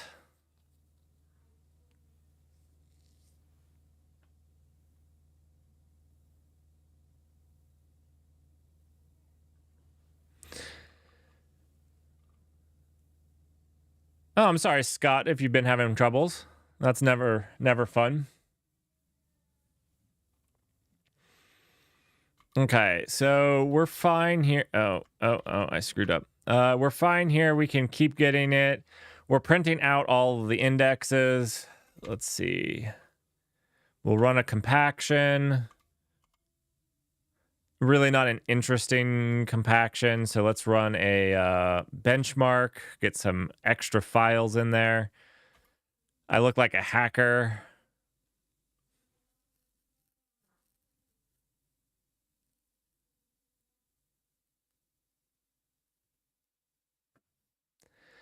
So, yeah, Scott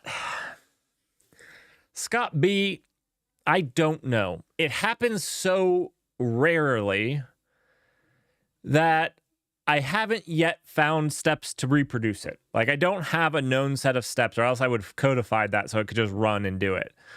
I run bench a lot because it adds a bunch of fake data to my database. So it's an easy way to get a ton of fake data into my database. I have a theory that, like, maybe it does corrupt. Like, it puts a special character. Like, it would probably corrupt my database if you used colon as a key right now. Or something like that. Like, that is my current working theory, is that randomly it corrupts my database. But the weird part is, I don't think it does, because if you stop the database and start again and it reindexes the whole thing, it's fine. I've never had a problem with it. So I don't think it's a data corruption. I just keep going back and forth. I just keep going back and forth. So I don't think it's a corruption issue, because if you just shut it, it's that the index gets deleted somehow, somewhere. The index gets deleted.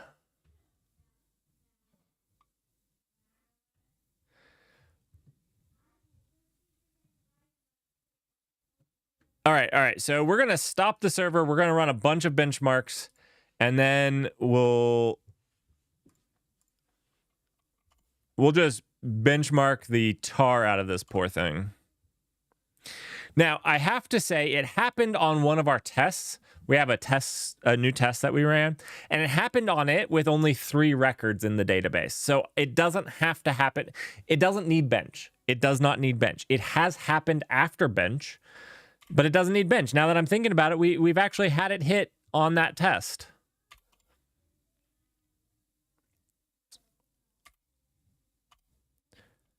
All right, my file system is shot at this point.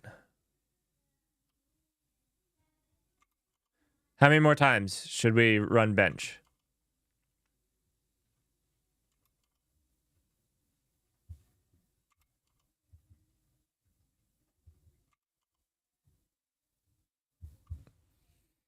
One more time. All right. Now we have quite a few segments. 2,500. Around 2,500. Should we try getting my name?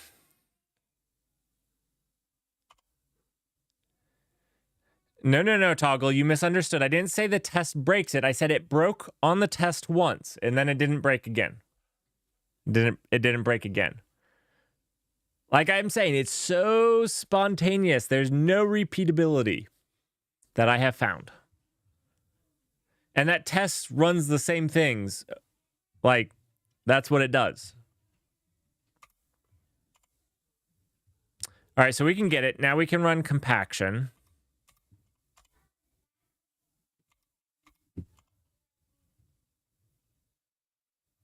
That test doesn't even run compaction, does it? 1 second. That test does not even run...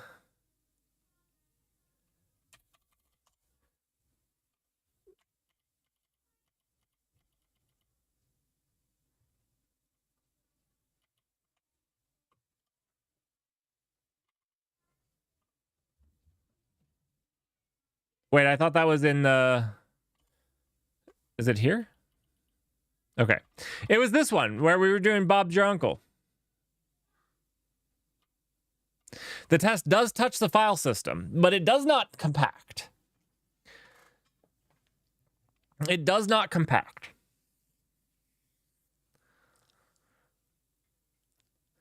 So originally it was just this. It was just this. And this test failed with that said it couldn't find name. So in our test files, we can go to our resources and our test files. These are our test files. And there's a name Merrick. So this is a key, and this is whatnot. And it broke just with this. 100% it broke just with this. This is what it broke this morning with. No compaction. I don't remember if this was... I think this was set to false. I'm fairly positive this was... Yeah, this was set to false because I tested it with true.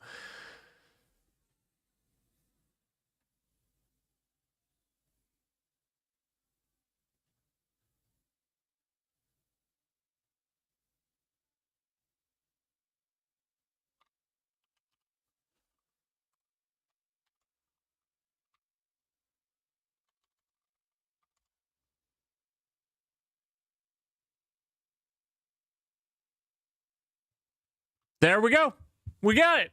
I'm not crazy. I know that I spent a lot of time telling you guys I'm not crazy, but here we go. It failed. Brilliant.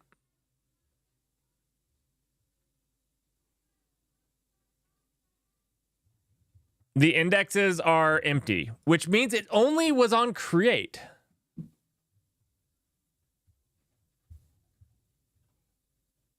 Oh, this actually panicked. Oh. Togglebit, I owe this to you. Let's go look at 71. Wait, 71 in what file? Yeah, our index file.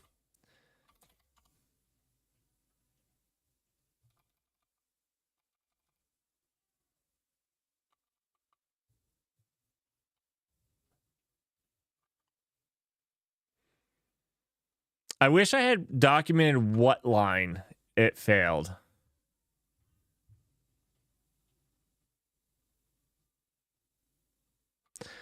Oh, interesting. Okay, check this out.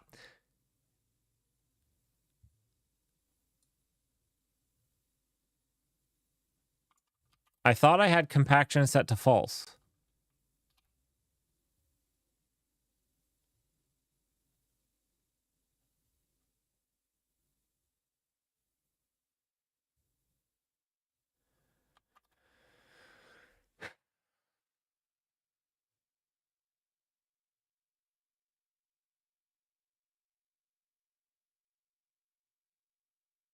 I don't know what the word knackered means.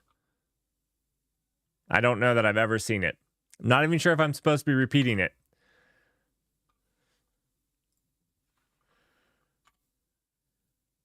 I kind of like the sounds of it. I'm not sure I'm pronouncing it correctly, though. Oh, the K silent, of course. The K silent. Okay. I prefer it with a strong, prominent K. I say knife. I don't know about you. Go get my knives.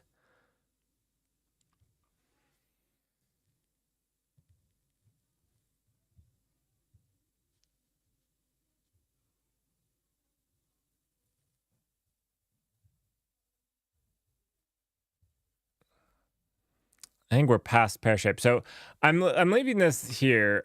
I don't...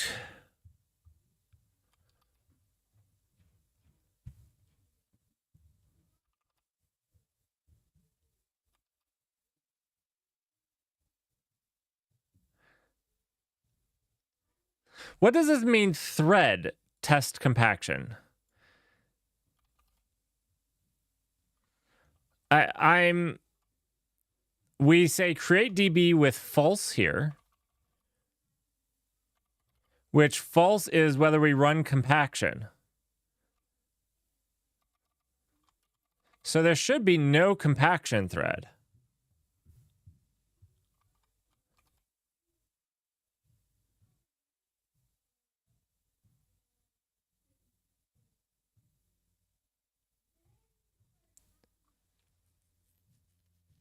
Wait, has borked changed meanings in the US? This is news to me. This is news to me. And I run with only the coolest kids. Absolutely the only of the coolest kids.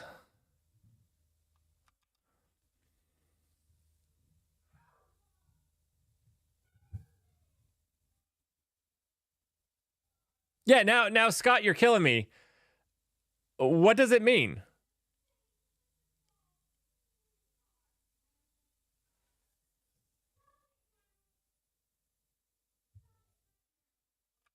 All right. I want to look at this.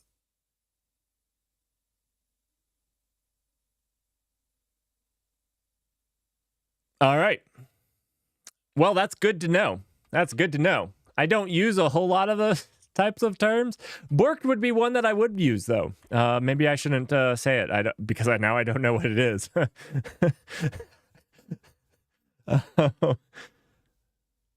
I'll switch over to knackered. I do believe everybody else is pronouncing it wrong.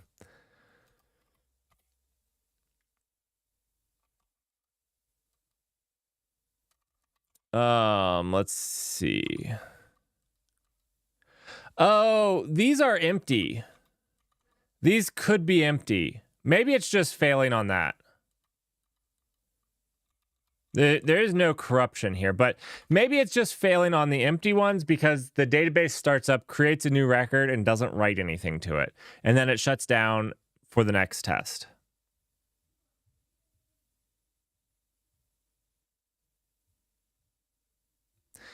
Oh, it's Ubernetes.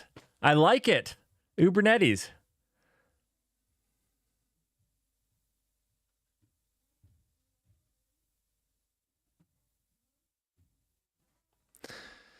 All right.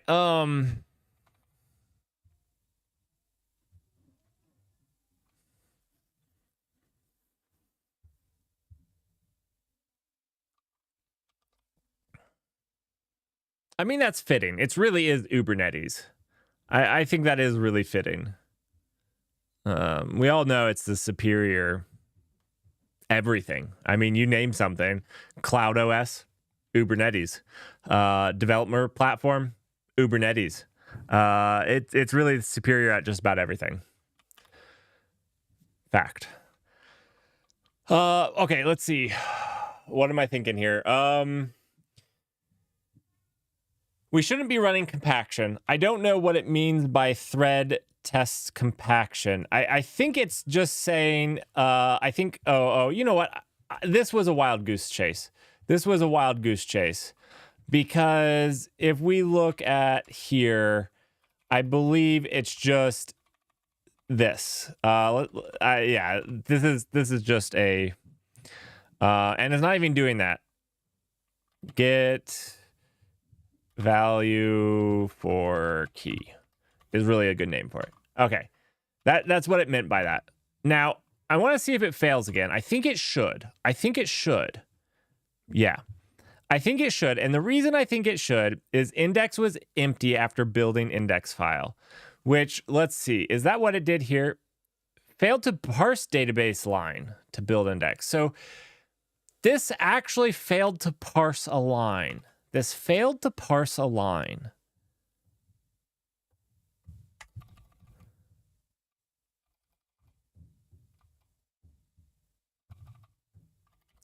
It failed to parse a line. I don't understand how this could be a thing. The database isn't corrupt.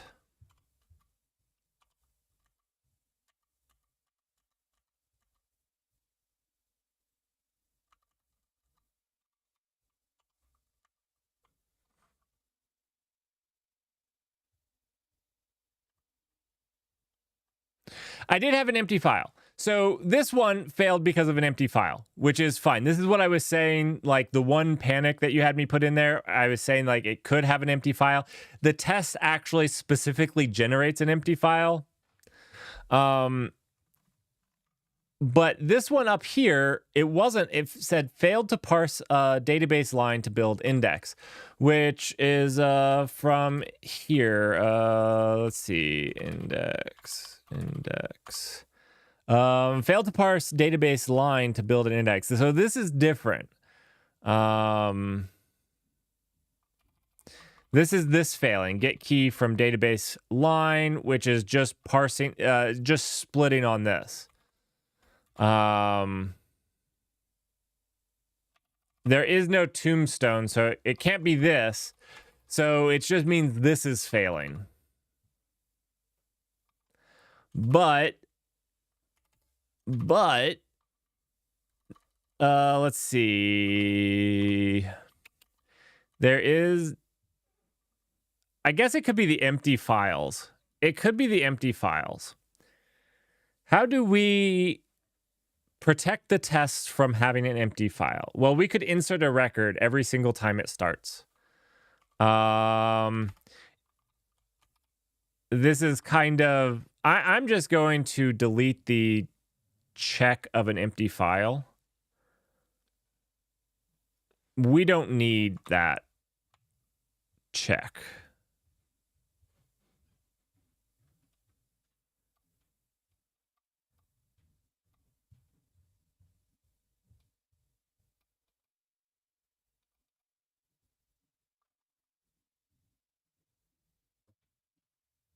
Yep, a brand new database would have one that, yeah. The thing is, the main log, it doesn't get indexed. So it's fine as long as you don't restart the database and that becomes a segment. But it can become a segment. We could possibly go through and clean that up. In general, those segments become read-only and you don't do that. They will get compacted out whenever compaction runs.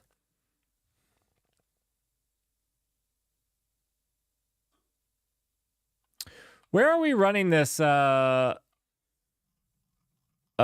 this line number?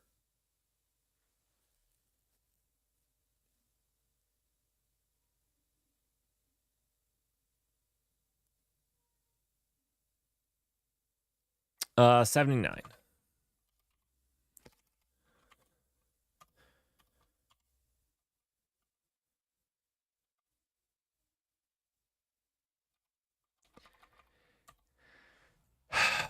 Yeah.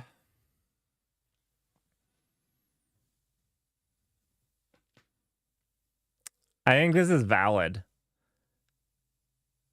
If there, maybe we just need to make it so that the test will never have this. I'm going to go with this, that let's make it where the test will never have this.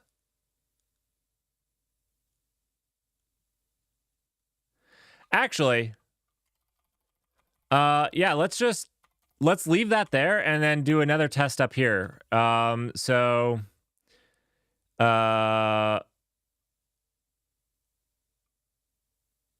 If reader lines, can I do a count on lines? Like, yeah, okay. Oh, I messed that up.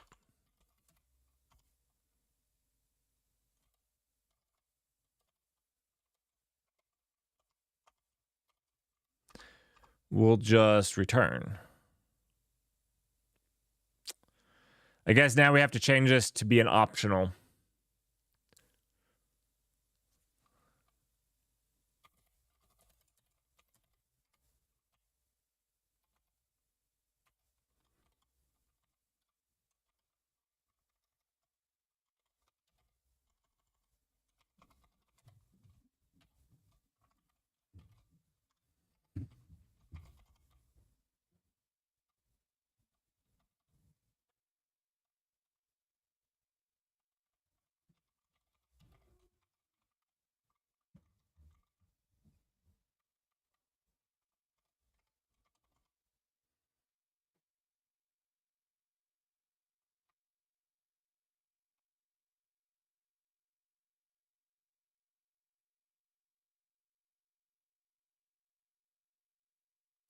So yes, Russell, I think you're right.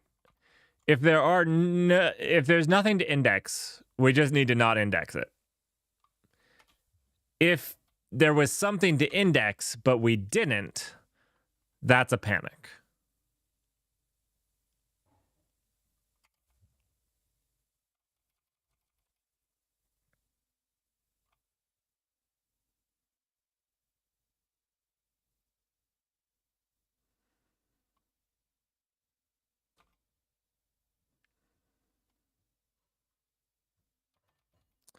All right.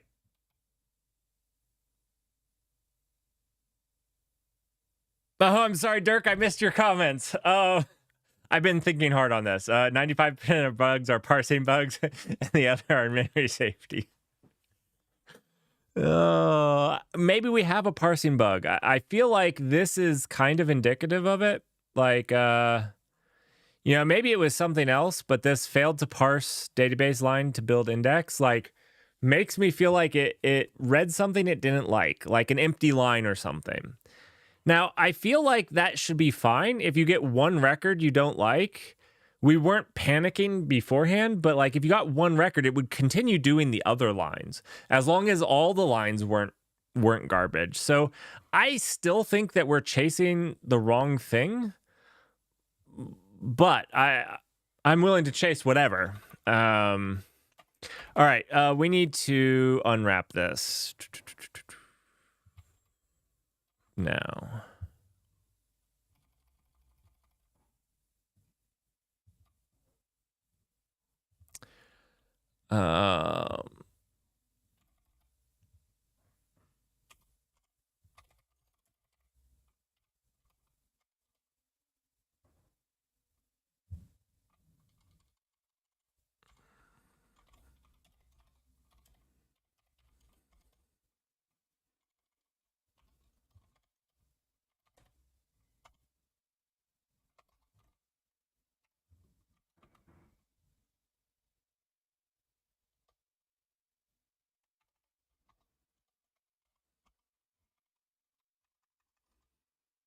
Anybody on here watching the international?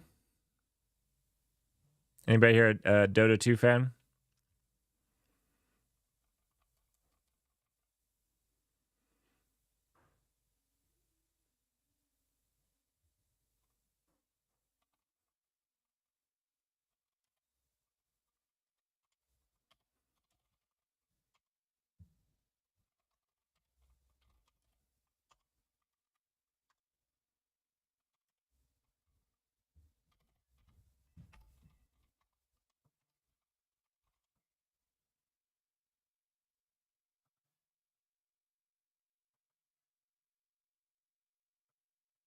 Scott B, you're a better person than myself. You are a better person than myself. That's I like Dota 2. I played Dota in college. I think is probably why. It's not nostalgic. I'm sorry, Scott, that you're not feeling well. That sucks.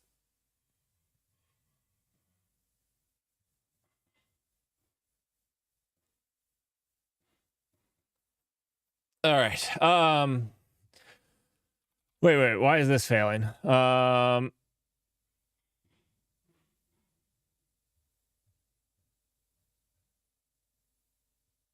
I forgot the if. All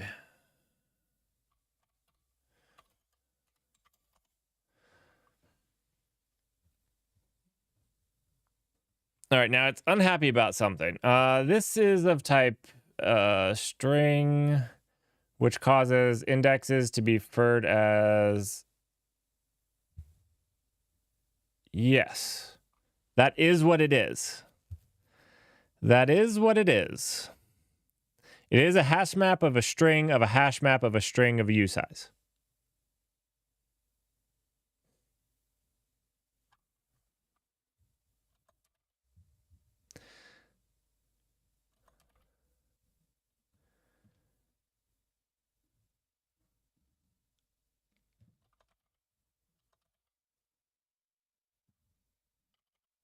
We can delete that now. All right. So let's run this.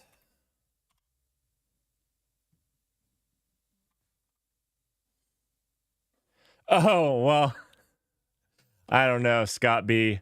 I don't know. Wait, where was this? Add index.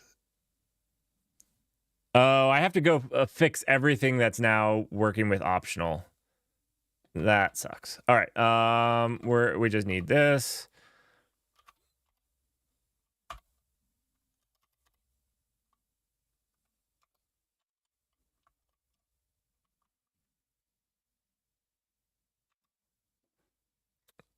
We fixed everything in the null in the index for this. Now we just need to go here. This is now an optional.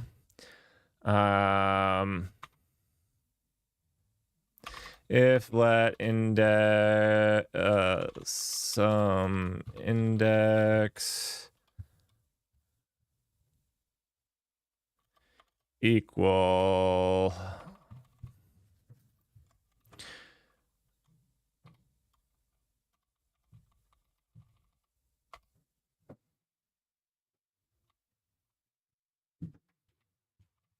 what do we want to do here if it doesn't?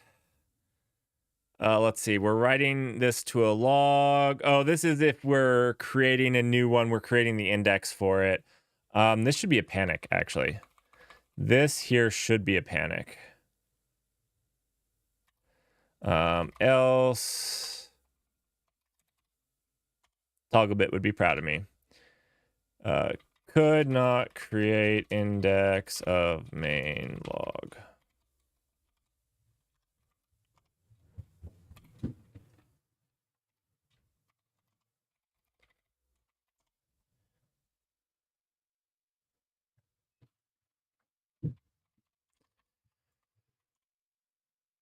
Let's see.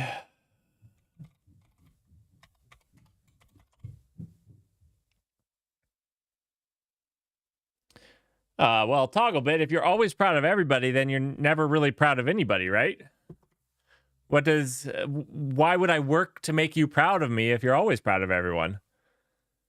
I'm not a person that likes achievement awards. I always hated getting them. I always hated getting them.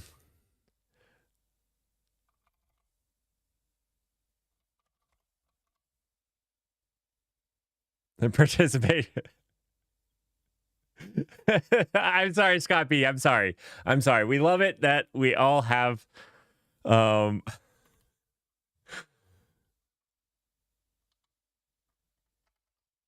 that. So we fixed that.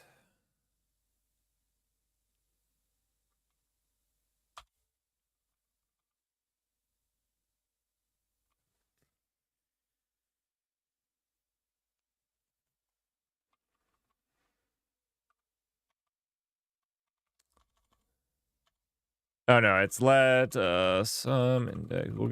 We'll get this worked out. Let's see.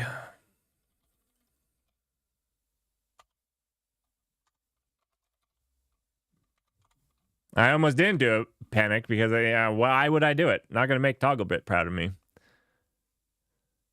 He's already proud of me. Let's see. We're going to panic. Could not generate index of compacted file.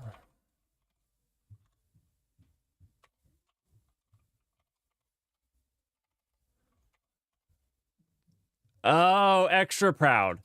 Okay, I'll work for extra proud. I'll work extra hard for extra proud.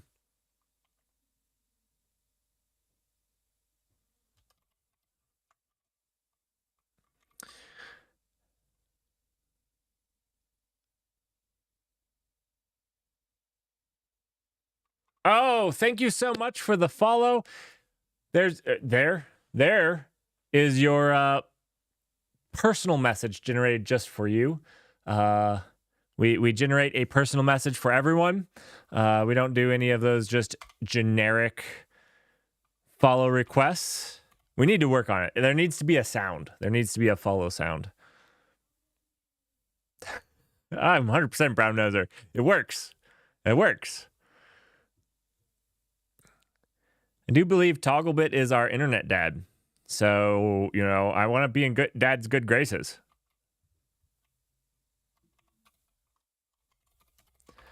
I want to be in dad's good graces.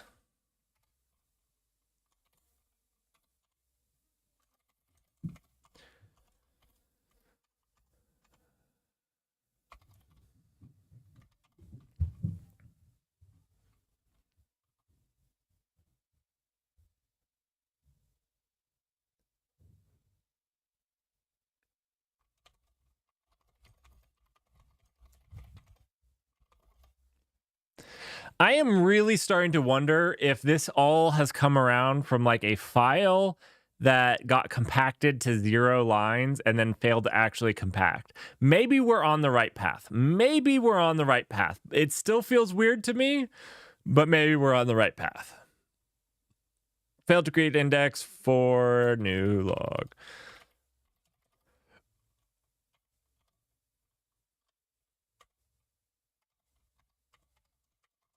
All right. Does that build now? No. Close. It said we're close now. Used.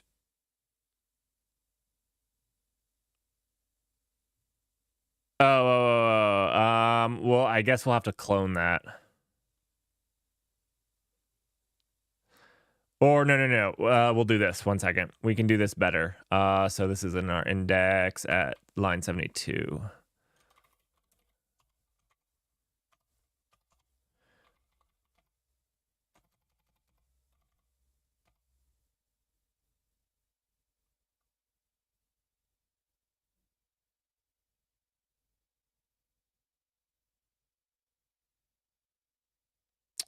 Can I do?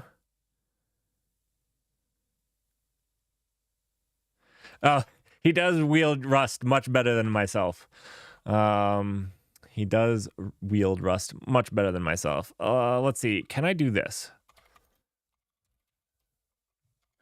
I don't actually know that I can do this.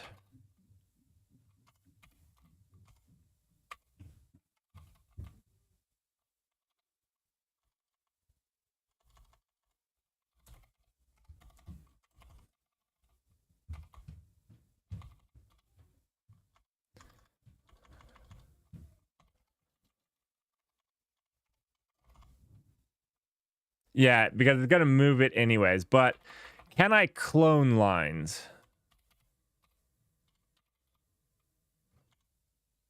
No.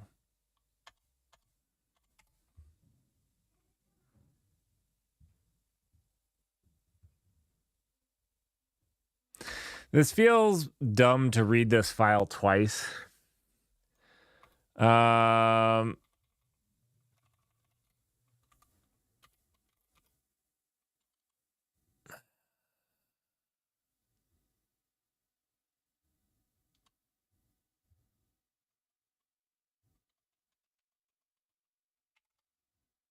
How do you do this? How do you do this? I don't want to read it twice. I want to get the line count and I want to iterate over them.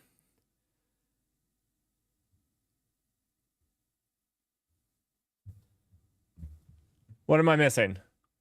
This should be...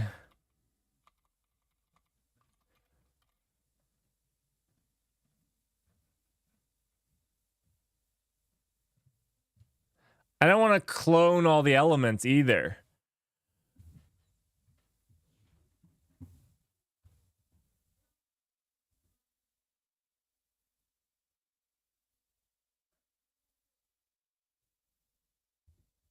Wait. If you want the total line count, it means you need to read the total file. Oh, just call collect on it. Okay.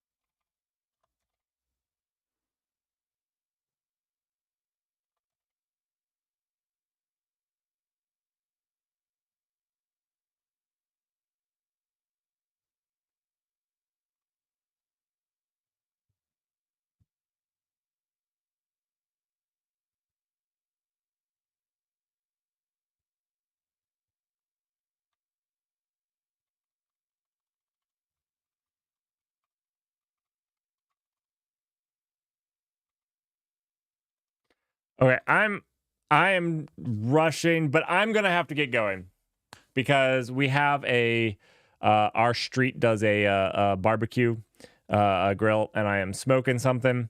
I'm smoking several things, but I am smoking something for it, so I'm gonna have to get going. Unfortunately, before we solve this, and unfortunately, we didn't really get to use Valgrind or Miri very well, but we tried. We gave it a good try. Thank you everybody for joining. Sorry we didn't get to finish this, but we will finish this. So we'll get to it. I do have to get going though. Thanks everybody for coming out and hanging out, and I will see you guys next time. Have yourselves a fantastic weekend.